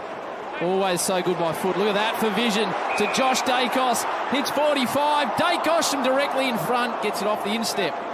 They were 3v0 out on that fat side there when they were able to pressure Port Adelaide, force that turnover. Pendlebury with ball in hand. That was a 9 out of 10 opportunity, or maybe a 10 out of 10 gone missing. Well, that's not possible, but 99 out of 100. Cameron. High ball into the centre of the MCG. Side bottom just waited for them to come at him. Jones grabbed the footy. Boak. Georgiades has no room with Noble right on his hammer. Really good tackle by Johnny Noble. It's in a state of flux in the last 5 minutes. Both sides, even amount of pressure. Missed chances. Well, that was a microcosm of what you spoke about. Port with the chain trying to get through, and Collingwood good enough with the pressure to stop it. Yep. Jonas uses his strength to Gray, who uses his skill. Now Rosie sends it in the direction of Dixon. We've got a push and a shove, and he gave one away, and he dropped his head immediately. Doesn't have much space today, Big Charlie. Yeah, hasn't been an influence. Just the 6 touches. And the goal from the questionable free kick. So this is when we saw him erupt last week. Correct. Well, you talk about energy. Well, you can't see him with great energy at the moment. You know, Collingwood are the ones that have had the energy for the most part, but Port Adelaide trying to power themselves up with this handball chain play. Pal Pepper had no time to think about it, so just wedged it into the pocket towards Jones. Clever fist back towards the corridor. Port have got the answer in Georgiades. Tried to get it to Boak. Couldn't manage it. Nick Dacos, so clean, this young man. Picks it up and clears to his brother. That was a chance for Charlie to show energy. I reckon he could have fought through and really flown for that marking contest. DeGoey stands up in the marking contest. I reckon Quaynar's popped a finger down here, guys, and actually had to try and run back on because he thought the ball was going to come back down, so he's going to come off now. Might be even a hand. And Mooney down there with Sarah Jones. Hopefully Isaac is okay. Looked a bit sore, that. Already used their sub with Adams with the groin issue. Carmichael came into the ground. Drew is the sub for Port. Hasn't been used yet. Farrell sends it deep to a dangerous position. Marshall, Georgiades was out the back. Howe standing up in defence. Clever hand on it, though. Just getting a tap towards himself was McEntee.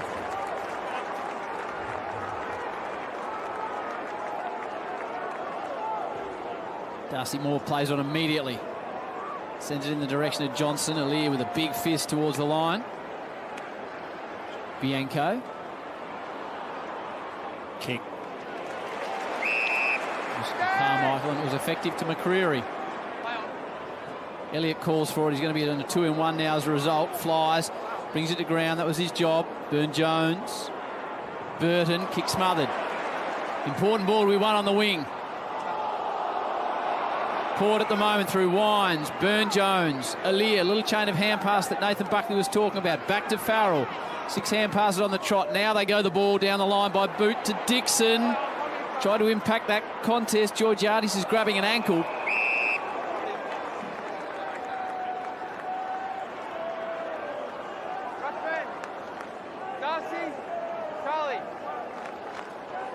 See Charlie go up into the ruck contest here. Might be time for him to just pinch hit in the ruck for 10 minutes. Just be in and around the ball. Just will himself into the contest by being around it. DeGoey, another possession. Can't beat Jonas. To the near side. Lockie Jones.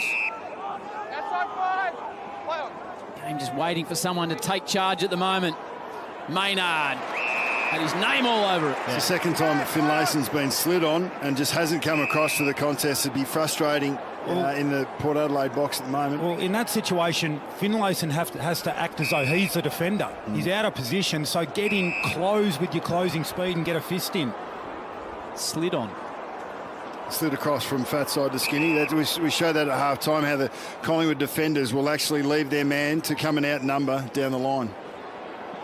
Ginniman kicked 3 in the first half, brought the crowd to their feet.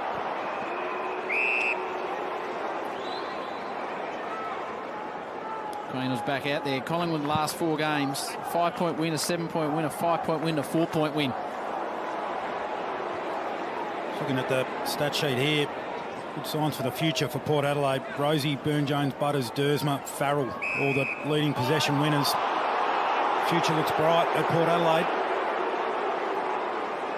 There's one of them, Butters. Contested ball in the middle of the ground. Dacos wins it to Carmichael. Just tried to get it over the top. Jace Burgoyne spilled away from him. Here come the Pies. Crisp hurries the ball forward. Picked up by Bianco.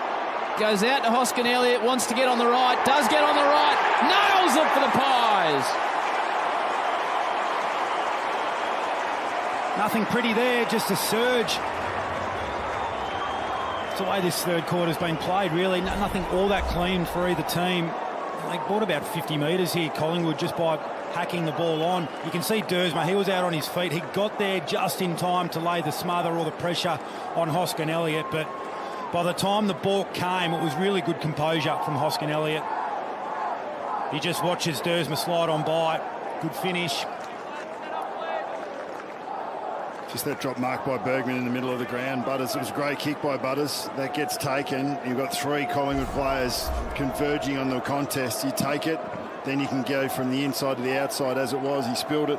And his contest and follow-up was pretty good after that, but Collingwood were able to win it and then just bullock the ball forward to provide that opportunity for Hoskin Elliott. Yeah, they kicked 5 goals from turnovers in the first quarter, Port Adelaide, and since then they haven't registered another. So Collingwood have completely shut down that part of the game.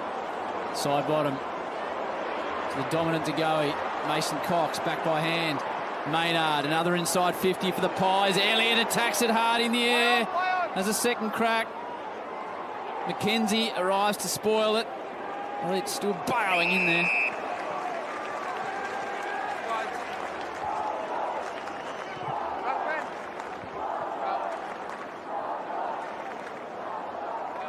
Cameron. Farrell doesn't really get great contact. Bianco. Pendlebury assesses. Delivers. Hoskin Elliott. Elliott. Farrell will be under pressure. Collingwood pressing at the moment. Jamie, right out. You know both of these sides are going to keep coming with their style of play. They're going to keep being aggressive. You listen to Ken Hinkley, you know what their attitude's going to be. You listen to Craig McRae, they're going to keep bringing pressure and keep trying to surge the ball forward. Tapped out the back, Maynard. Butters. Nick Dacos. Rosie picks it up. Under the heat. Powell Pepper. Sends it out towards Robbie Gray. He's got 2 to beat. It's the type of man that could just about do it, but Howe comes back. Good tackle, comes back to Gray. It was Wines that applied it. Back to Wines, strong body. High ball, tough one to mark. Bergman stood underneath it. Darcy Moore arrives, as did Lipinski. Needs to get away, he's in all sorts. Ball. A 1-2 tackle by Port Adelaide. It was a good rollback by Lipinski to be there for his defenders and create the extra number, but the tackle pressure from Port Adelaide was equal to that. Georgiades finished it off. Gray did well on the far side, didn't he? Yeah, just really waited well for the troops to arrive. He's a bit unlucky, Lipinski, that one arm actually came loose then, because otherwise you would have probably said he had no prior. But Lamon's initial tackle was the one that made it happen. Yep. Quiet day so far for Mitch Georgiades. Pretty good from this area. This to square it up at the MCG. To the boos of Collingwood fans. And now the cheers.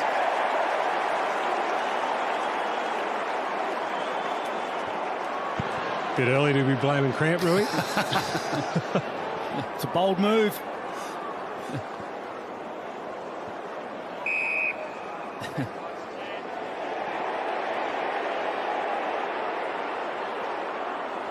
Murphy's going to fashion the ball down the line from the way he's pointing. Does that. Cox through one hand at it. Burton brings him to ground. Rosie assessing things in the middle of the ground. Burton, the former Hawk. McEntee outsized. Now uses his body. Marshall. Ginnivan. Now Lipinski. Saw something he liked in Hoskin Elliott. Progresses the ball further forward to Elliott. And of course, you'd have to go back and have a shot if you're Jamie Elliott with the kicking form you're in. Yeah, but he's actually looking for teammates this time. There was not even a hint of it last week. How many times have we seen Collingwood forwards getting out the back of the Port Adelaide defence? So, you know, Ginnivan wins the ball at half back there. The draw and the give, all of a sudden you've just got the Port Adelaide defence caught offside. So, you know, they want to front. That's why Collingwood are getting such good looks. Jamie Elliott kicked the second goal of the game. From right on 50. Hits a long ball. Fades to the right. Won't have the coverage. Dangerous. Ginnivan extremely dangerous. Perfectly executed tackle though by Murphy. Jamie Elliott wasn't happy with it, and Ben runs is thinking, are you kidding me?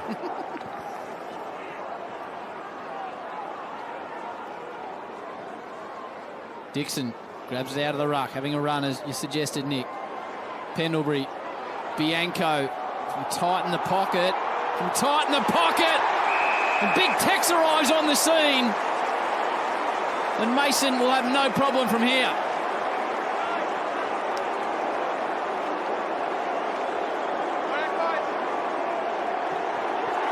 Two in a row for Collingwood. Arms out. Fist raised. Well, he loves it, the big fella, doesn't he? Well, you showed a clip at half-time, Bucks, about the Collingwood defence and the way they take assertive position. Again there, you could see down the line, every Collingwood player was boundary side. So when the ball came out off the Dixon kick, they were all in position to be able to win it. Bianco there, feeling like he's been robbed. Yeah, but that's right. He's like, come on, mate, give it a shepherd. Well, he was centering it. Good kick. Charlie Dixon in the ruck there with Mason Cox, you know, in D50. He got the clearing kick, and there just wasn't enough urgency to pedal back and to create that contest. Jonas potentially could have got across there, but Dixon's direct opponent needs to be more aware. I get the feeling that Port are just hanging in at this stage. Collingwood get the next. They might put a couple on in a row. Can Port respond through Powell Pepper? Powerful man to Bergman. Back to Powell Pepper. Triggers inside 50. Not effective. Howe stands up, got a free. Well, just hanging on is probably fair, because as much as it's tight on the scoreboard, they kicked 6-3 in the first quarter, Port Adelaide. So since then, they've just got the one goal in almost 2 quarters of footy. Quite extraordinary, really. Lipinski sends it forward again for the Pies. To go, he's got runners. Uses them now. Hoskin Elliott thinks about the handball. Hoskin Elliott bangs it home. 3 in a row for Collingwood. Again, Collingwood forwards out the back of the Port fronting defence again. It's okay to play that way when you've got pressure on the ball and you're forcing hurried kicks and dump kicks, but when it's getting through like it has been, well, then your defenders, good luck. Yeah, that is a game style. And you can see Lipinski just with a quick kick there after a one contest on the wing creates that number.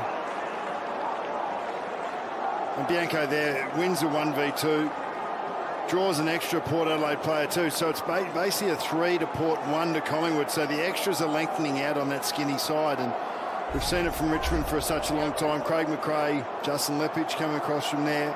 It's a clear offensive strategy off turnover to go really hard to lengthen down the line. Collingwood chant up for the first time today. Now it's Port that need to respond. Still 6.5 to go. I love seeing that from a young player. Didn't look like much because there wasn't any contact coming the other way, but still brave from Bianco. Dacos slips over a couple of times. Both got him high though. Get out of jail there for Jay Dacos. He's up for his 17th disposal now. He's kicked it behind. Couple of inside 50s. His brothers had 14 disposals, Nick. To go, he's had 19. Rosie leads all with 26. Josh Dacos in the yellow boots. Do you barrack for guys that you've interviewed to have good games, Howie? Yes, because the media managers watch, Nathan, and if they have a quiet day, zip, off the table. I figured that. Coaches like you get involved. Jones down the line. Lipinski. Carmichael drops it forward. Hoskin Elliott's had a hot term. He's kicked two. Aliir doesn't want to fumble it near Ginnivan. Hand pass was just a bit too slick in the end for Johnson. McKenzie sat on. Well played, McKenzie. He was under a fair bit of heat there. If the ball had spilled out, it was probably a certain goal. And it was pretty hard not to give the free kick away for holding the ball, so it was good play. Chap in a Hawks jump with a Hawks flag. He's arrived at the wrong ground. He's like, well, you did a couple of weeks ago, Rui. You went to the wrong venue. Yeah, let's not talk about that. Finlayson with a real up and under. Almost impossible to mark, but Noble says it is a mark and takes it. Bad feeling when you pull into the wrong stadium. No one there. Either 50,000 or wrong or I'm wrong. Noble sends it the teeth of goal. Collingwood with all the momentum. Burne-Jones been one of Port's best. And he goes as far as side bottom, massages it round the corner. Carmichael, play on. Burgoyne applies the tackle. Kicked the last three, Collingwood. They've kicked 8 of the last 9 goals in this match.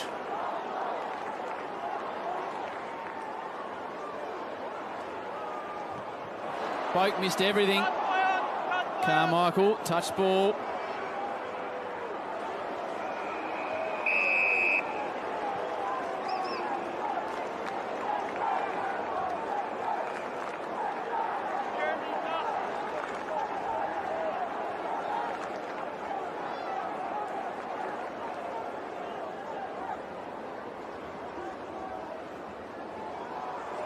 Mason uses his body in the ruck contest.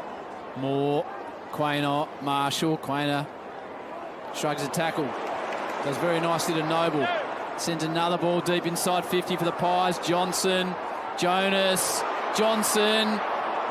Snap towards goal. Didn't really make contact. Ginnivan's still there. Ginnivan will go again and again and again. Boak, Ginnivan, umpire.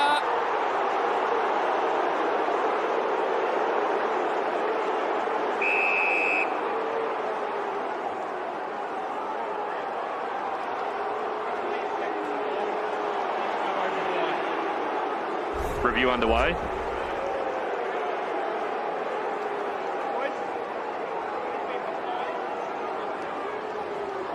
Doesn't look like the whole ball's gone over, does it? Very close.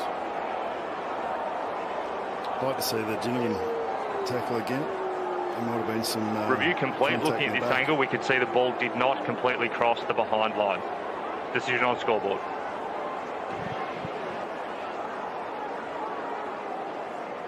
Review the tackle, you reckon, Bucks? Can't do that, Moons. Because I think he might have been a little bit stiff there. If the ball kept bobbling around then for another 30 seconds, would they have stopped it for a review? That's some questions I can't answer now, Nathan. Just look at that tackle shortly. Nick's my name, by the way. What did I call you? Sorry. Nick? Just the pressure that Collingwood are building up here, like that first part of the first quarter. Fair tackle. No, not bad. He's not leaning on him either. Good tackle, Boak. Burne-Jones. Port need to hold on. Get through the turn. Nick Dacos. Josh Dacos takes the advantage with a little mongrel ball inside 50. Ginnivan. Cameron. Another one for Collingwood. They've kicked 4 in a row. Arms in the air.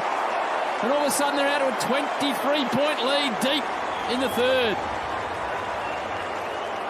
Looked like a dubious decision to take the advantage. But that little chaos ball from Dacos back inside 50 just put the Port defence under pressure. Quick and slick there from Ginnivan, the hands clean. It's simple, isn't it? Just playing front, keep coming at the ball. And if you know that those kicks are coming in, well then that's part of your role to be in front and to create those opportunities, because that's when you get those 2v1s, you break the lines opportunities. These players have become good at that little inside-out handball. And Darcy Cameron as a big unit, hand to foot.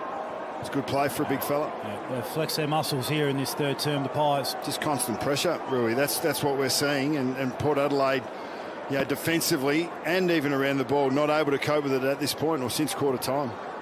Port lose, that's their season done. Even if they win, it's going to be tough.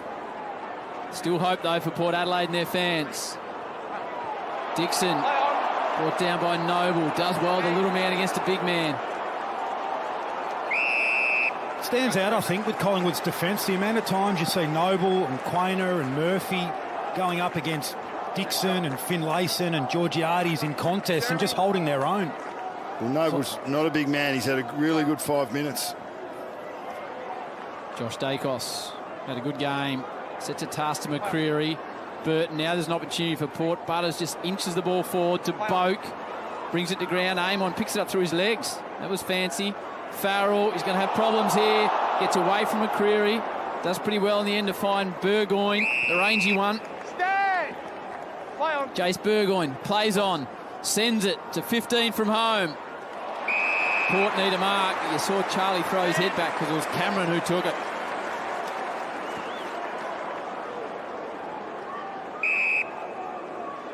Collingwood in the sunshine in front of the Shane Warne stand. Murphy. Jonas got one in the back. Contact was called against Hoskinelli, who's kicked 2 for the term. Can Port rally late? 2 minutes on the clock. Outside fight, play on. Trail by 23 points. After being down by 5 at half-time. Up by 12 at quarter-time.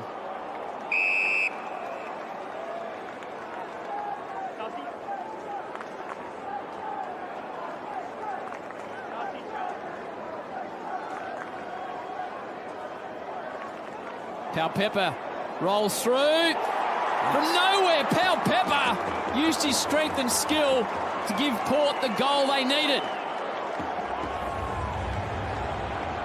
That's a seriously impressive finish, isn't it? He's a player that plays full steam ahead, loves to body line the ball and loves the physical nature of the game. But here, be able to get through the stoppage, pick it up cleanly and then finish, that's a class goal.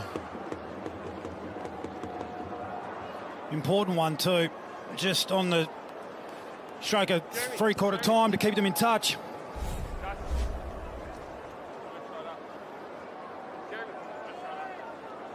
Rosie's put a handy game together. He's had 28 touches, 9 contested possessions, 3 clearances. He's been involved and has been a real energiser for them. Yeah, been really impressed with the young Port Adelaide players today. I think Butters has played a really good game too.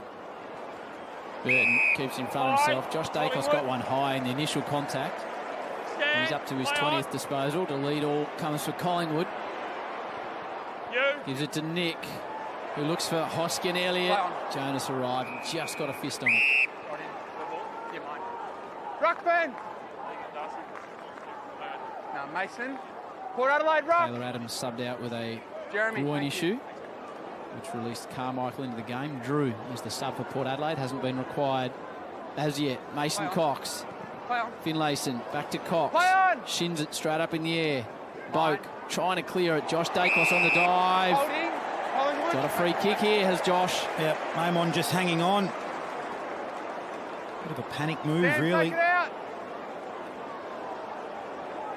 Brayden, take him out, please. So you got the journey Josh, box. to line. Nick. Bucks here.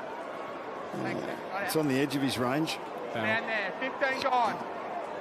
$1 million to 1. And the crowd's back, Nathan. Why not? Bums on seats. No closer. He's got the man on his right to stop him running around. Noble sneaks into the pocket. Now Dacos goes. He gives it everything. Does Josh Dacos right to the teeth of goal.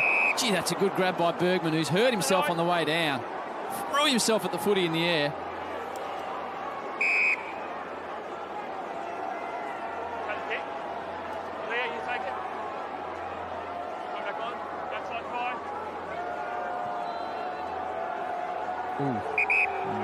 Wasn't a tunnelling action, but the result was that of a tunnel.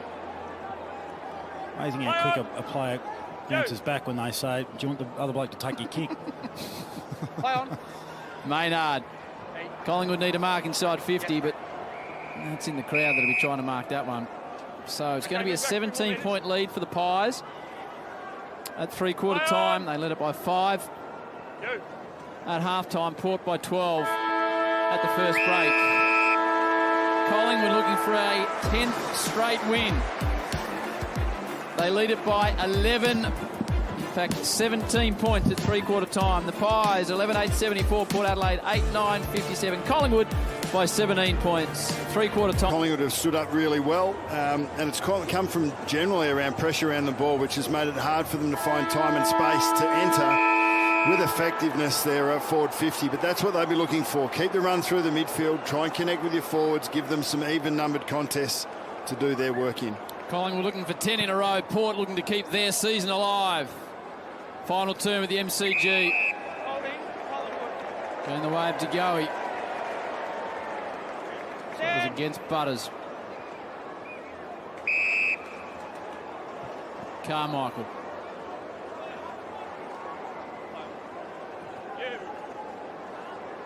Cameron's the target. Elliott off the ground. Jamie Elliott! What about that for a finish? Perfect start for the Pies, and the hero from last week nails a beauty.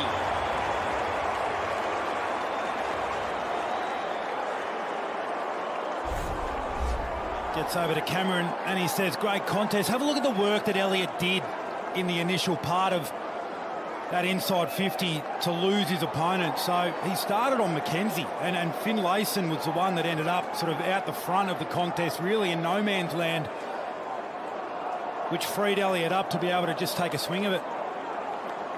But it was the movement early that created the chaos and the confusion and the separation.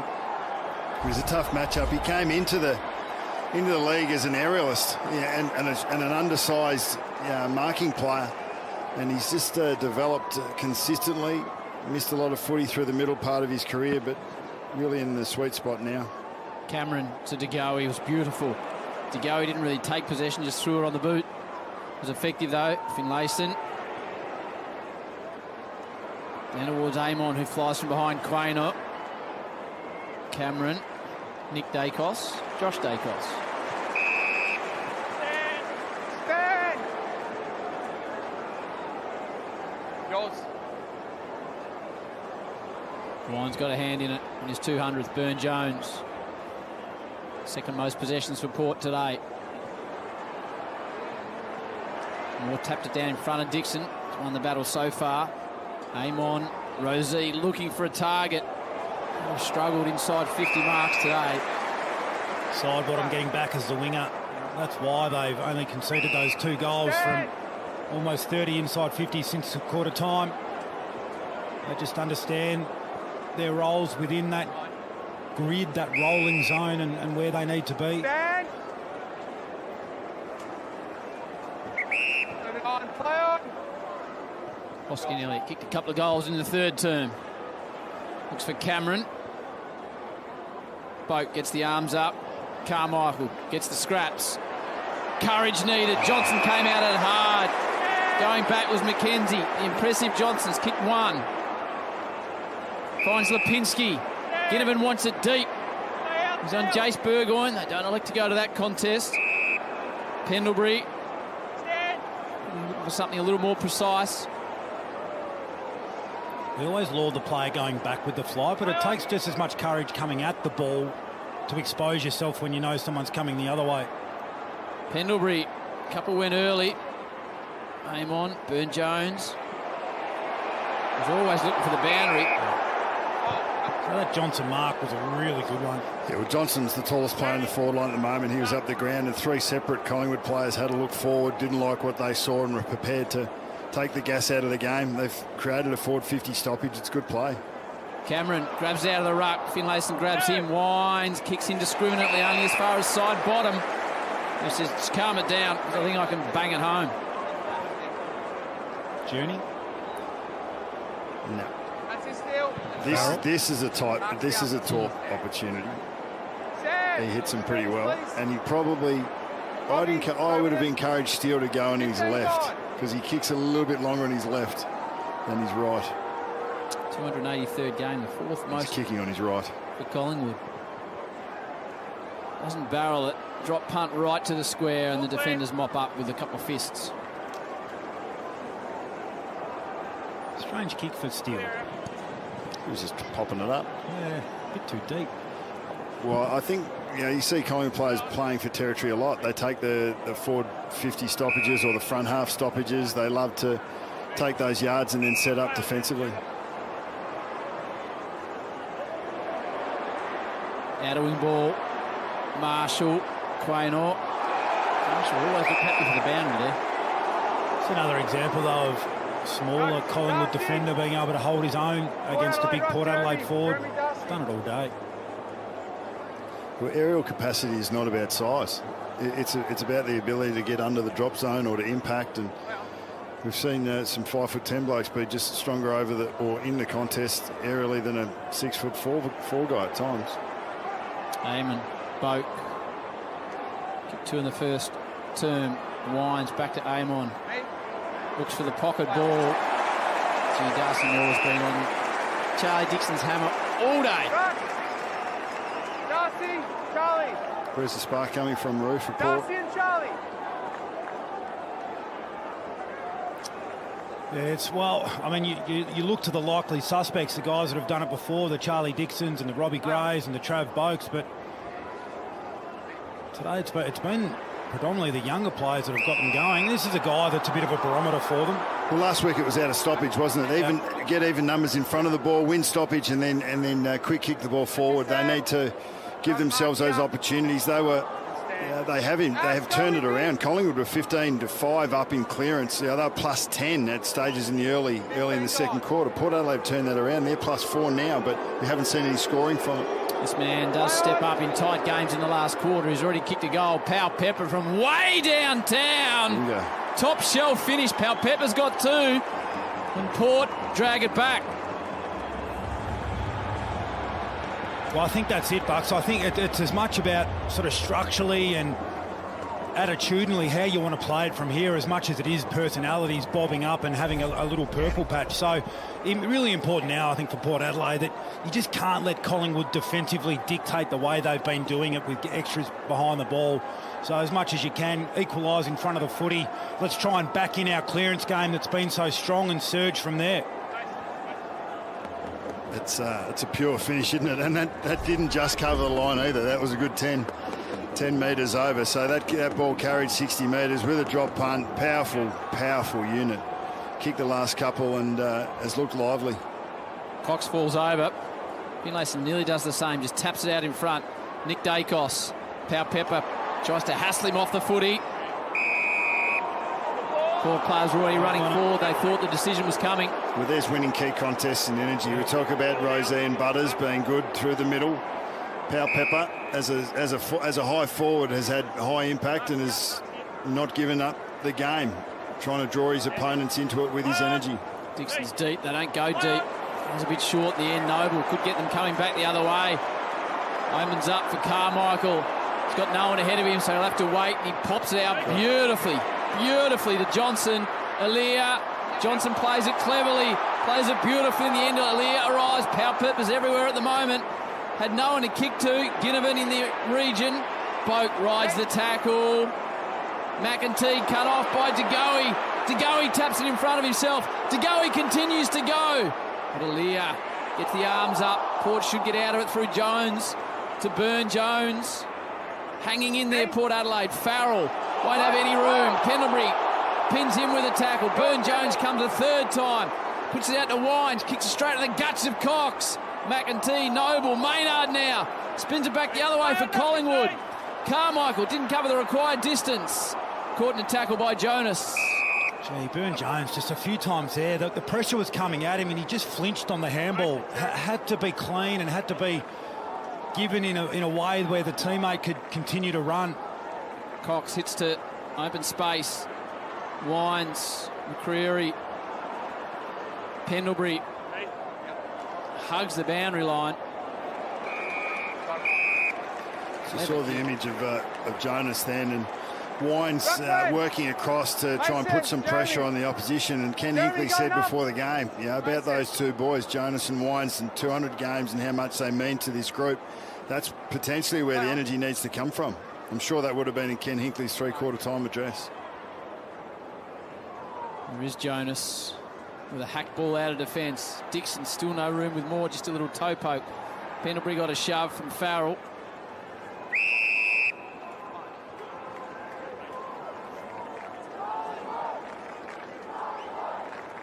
Mason, Jeremy. Here we go. Play on. Rosie with a little step and a jink to Wines. Sends it down towards Dixon. They need a couple of contested marks from the big man. Noble in the blue boots. Maynard towards Cox. Hold the man. Get a free kick here, or Big Mason. Sharpie. Back here. Will, get off him.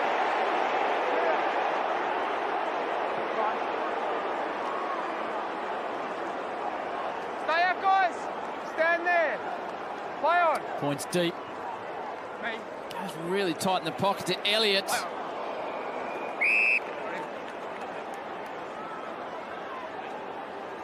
Jeremy, Mason.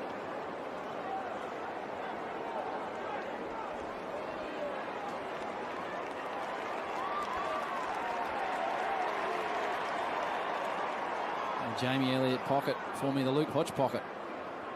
Dersma got one to touch high from Cox. Umpire said play on Finlayson.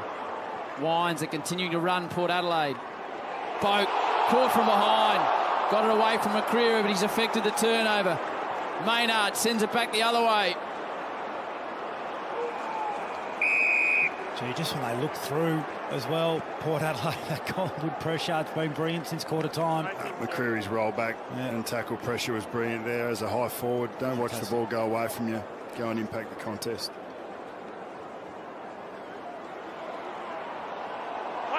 Now he dumped. Amon with a bit of a burst. Wobbles into the middle of the ground. Ball to be won. Noble.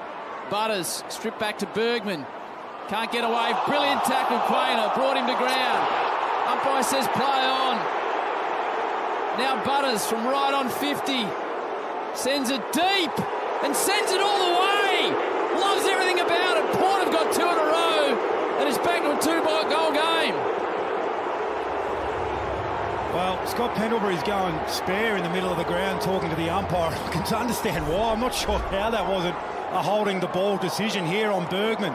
Pin the arm, doesn't dispose of it. Oh. We've seen a couple of those that, to the eye, look like they're legitimate, 100% free kicks. But you look at the slow-mo, you can actually see the umpire's intent and what he's seen to not call it. It gave him a long time. I mean, the tackle had been completed, he goes to ground. That's holding the ball right there. You reckon? Yep. Yeah, I mean, to the eye it looked like it, didn't it? But then when you look at that replay, that tackle happened pretty quick, but it's marginal. But Port Adelaide took advantage of it. Butters, great finish from Butters. Tightening up again. Dixon tries to do a party trick, works out to Wines. Here come Port Adelaide again. Wobbles it forward, mark taken. Butters is up and about. Wow. He wants it. He wants it too. Look at the walk back, Jamie Elliott style. He's got the responsibility. He's happy to own it. Really sorry, boys. Just quickly down here. Jeremy Howe's just come back up from down understairs, and he's got a really crook rod at the moment. Right quad, right leg. I don't think he'll be back on for the rest of the game, so they are down one at the moment. It's a concern. Butters to make it 2 in a row for him and 3 in a row for Port Adelaide. Can't bring it direct. And what the last 5 minutes has done is it's energised Port Adelaide through Powell Pepper and Butters, and they've continued to take the game on though, and that's always going to keep them in the game, which Collingwood have been doing in the last couple of months. Has been their best way towards winning as well. Moon spot on about Jeremy Howe. Looked to have some ice there. Support now pressing. They've found something. Alia to Robbie Gray. Well, the other part of that is that it's Howe and Adams now on the sideline, two established Brilliant. As he laces up Marshall. To established, leaders that have probably would no doubt have been a part of organising the team when you get to close finishes at the end of the game. Brilliant kick, but the way he conducted Marshall there just demanded that he moved into that space. Huge kick this. Bring it back to a 5-point game. Marshall, 2-zip here in his career. Todd Marshall to tighten things right up at the MCG.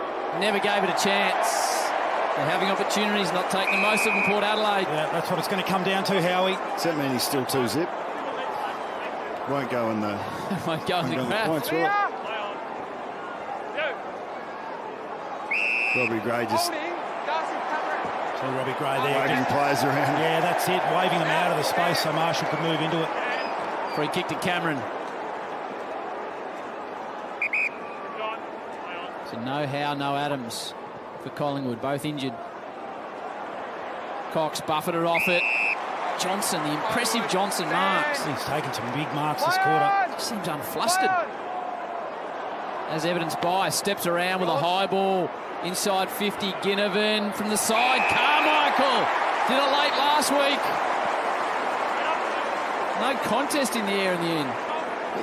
This kid's come in. This is his 12th touch. And he did it last week. He came in, kicked 2 goals in the 4th quarter and had an enormous impact. And it doesn't matter if it's on the ground or in the air. He just seems to just go at the ball. Plays uncomplicated football. A couple of months ago, he was working a bottle shop. Now he's lining up for a goal for Collingwood. Carmichael to really hurt Port Adelaide. He draws it. He draws it. He nails it.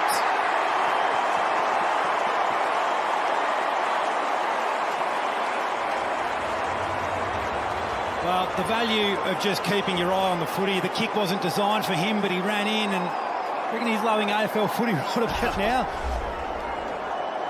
This man too, Johnson, a couple of big moments. But here's the mark, and look at the 3 Port Adelaide players that end up ringing the contest. So you've got Burden, you've got Burn-Jones, and you've got Rozee. Carmichael's in the exact same situation. But he's the only one prepared to watch it and run and fly. Now, I don't care if it's not necessarily your role. Sometimes you've just got to launch yourself into the contest and kill it. And you had 3 Port Adelaide players waiting on the ground, and Carmichael takes an uncontested mark. Great story. Dacos with another clearance. Port got another surge in them after a couple of missed opportunities that would have brought them within a kick. McCreary spun. Dacos grabs it out of his hands. Farrell, Josh Dacos again, Lipinski, Amon, Josh Dacos. Side bottom, run down from behind, Powell Pepper, Jones, Amon. Well done by Cox, got an important hand in to go. He shoves it forward. Jonas, Burgoyne. Touch ball, Powell Pepper. Trying to spark his side. And you get a free kick.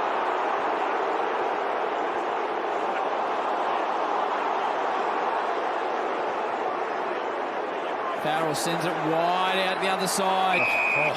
Good grab. Important one. Dersmer under pressure. Did well. Jace Burgoyne stops and waits. Left foot to Amon, who flies.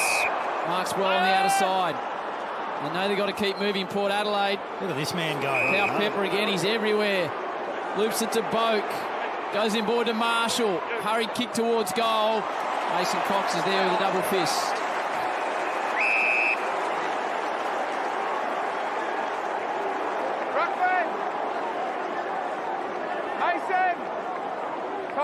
It's on one of those days, George Artis, you're finding different ways to get hurt.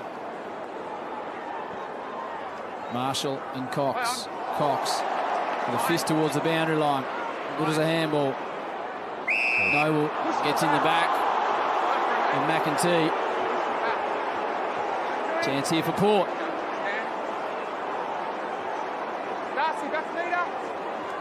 Marshall's deep.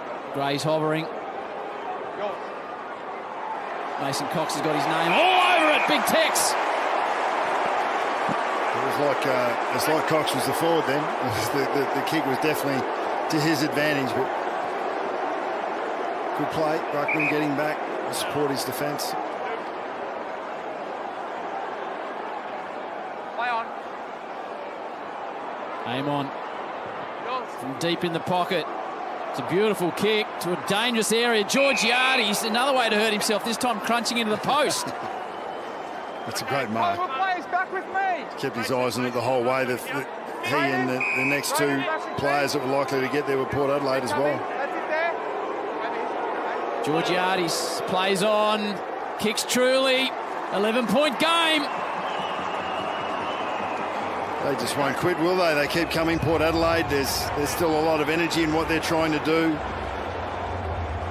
Collingwood is still attacking too, which potentially gives them opportunities through the midfield, Port Adelaide, to come back at them. But it's two tired teams that have still got great intent and energy and trying to make it work, and it's just going to be who takes their chances when they get them. And Pat Pepper involved in that contest again. He just keeps putting himself where the ball's going to be.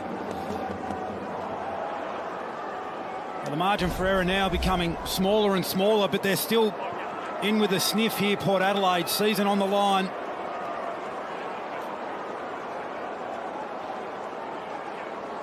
Big centre clearance to be won.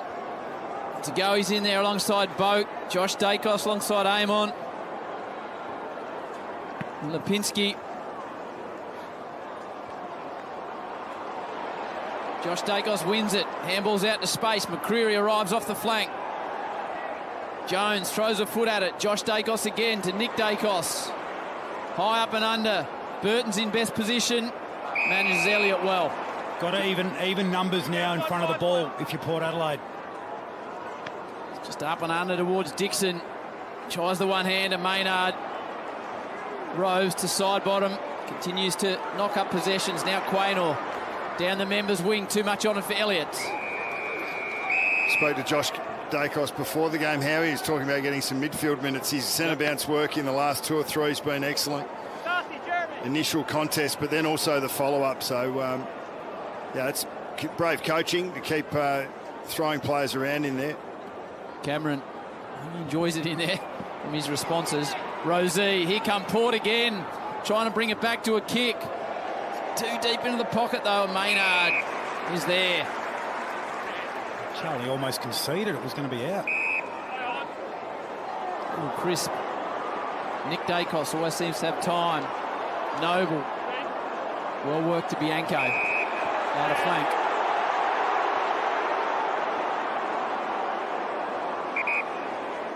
Pies fans used to the close ones. Oscar Elliott ran underneath it. Jones might have a cramp over there, or hopefully just a cramp in the calf. Didn't want to take the kick. Here's Dixon again in the contest. Brought to ground.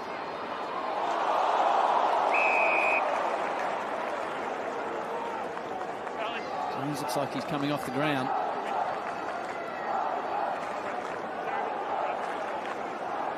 Port continue to press. Cameron. Oscar Elliott. Jones called back into action. Brings it to ground. Halves the contest. Wines and Boak. Wines wins it towards Dixon. Well fisted away. Robbie Gray doesn't need much space. Dishes it out. Butters threw his head back. Maynard repels again. Burton has to win it for his team. Does. Wines. Oscar Elliott. Crowd starting to lift because Elliott's got room out the back. There's no one ahead of him, so he has to stop. How good was DeGoey then? Didn't win a possession, but twice he was the one that buffeted the ball out. McCreery sprinting deep inside 50. Lipinski will take some time. Smart. Looking to land the knockout blow here, Collingwood. DeGoey towards Cox. Out the back, Jace Burgoyne. Gotta go. And does. To Powell Pepper, who's really doing everything to lift his side. He's got vacant space. Takes one bounce. Take another if he wishes. Sees a short option. Uses it. That's Marshall. They need to keep bringing it forward, and they do. He doesn't time the kick at all well. Murphy was favoured. Gray wasn't. Collingwood's defensive structure really held up then. Port Adelaide didn't have anything deep when Marshall came up for that hit up from Powell Pepper. Collingwood take on Melbourne next Friday night. Port Adelaide take on Richmond. Cox thrown to the ground as he got rid of the footy. Burn-Jones gets an unkind bounce. Does well on second acceptances though. Dishes it back to Rosie. Chain of hand pass. Can they get out of it through Jace Burgoyne? Hands to Aaliyah. They need to continue to press the ball forward. Rosie takes on side bottom. Now brings in Bergman. They need a mark inside 50. Bergman puts it to a dangerous position. Collingwood have got the numbers.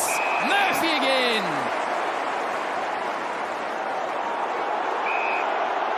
Crisp.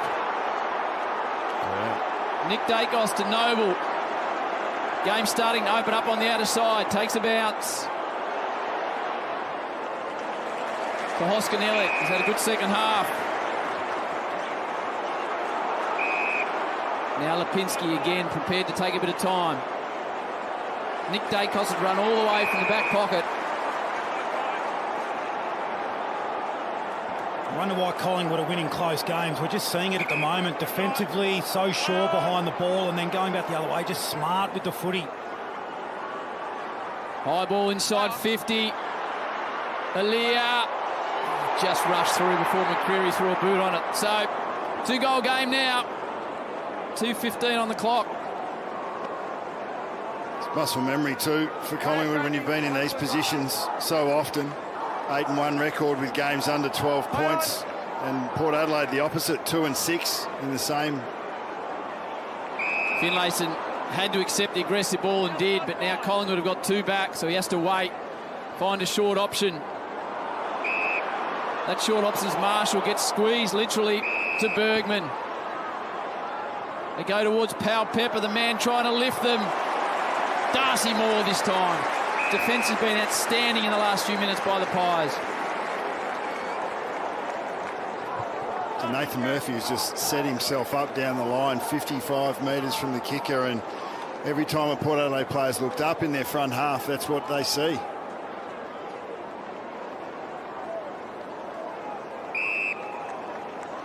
As opposed to Todd Marshall at the moment, who's probably worked up the field a little too much, needed to keep deep and try and equalise those numbers.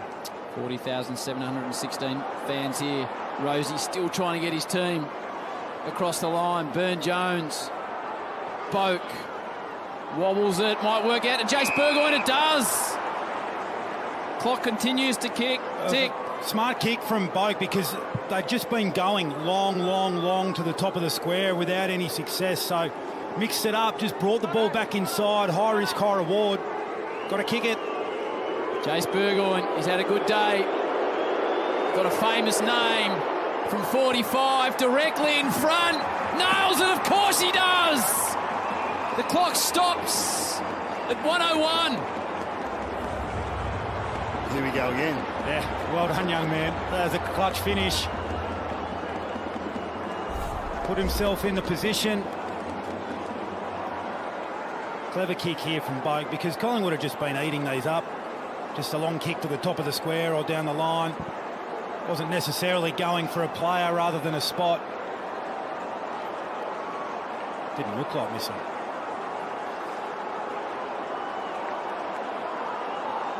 You love that, the young fella, and there's been no quit in Port either. They've kept coming throughout this last quarter. They looked nowhere near it in the second and third after having a really strong first term, but the young players are the ones that have driven it.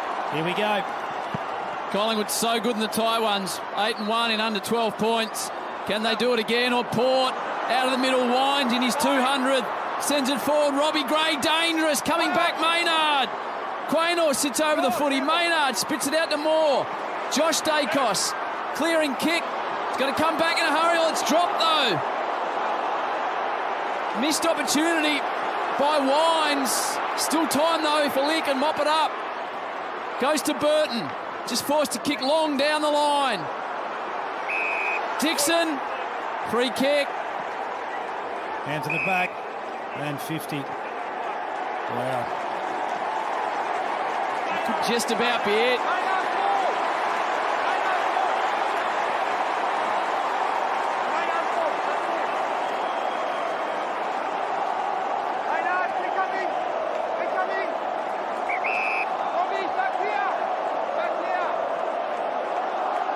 Collingwood fans starting to chant.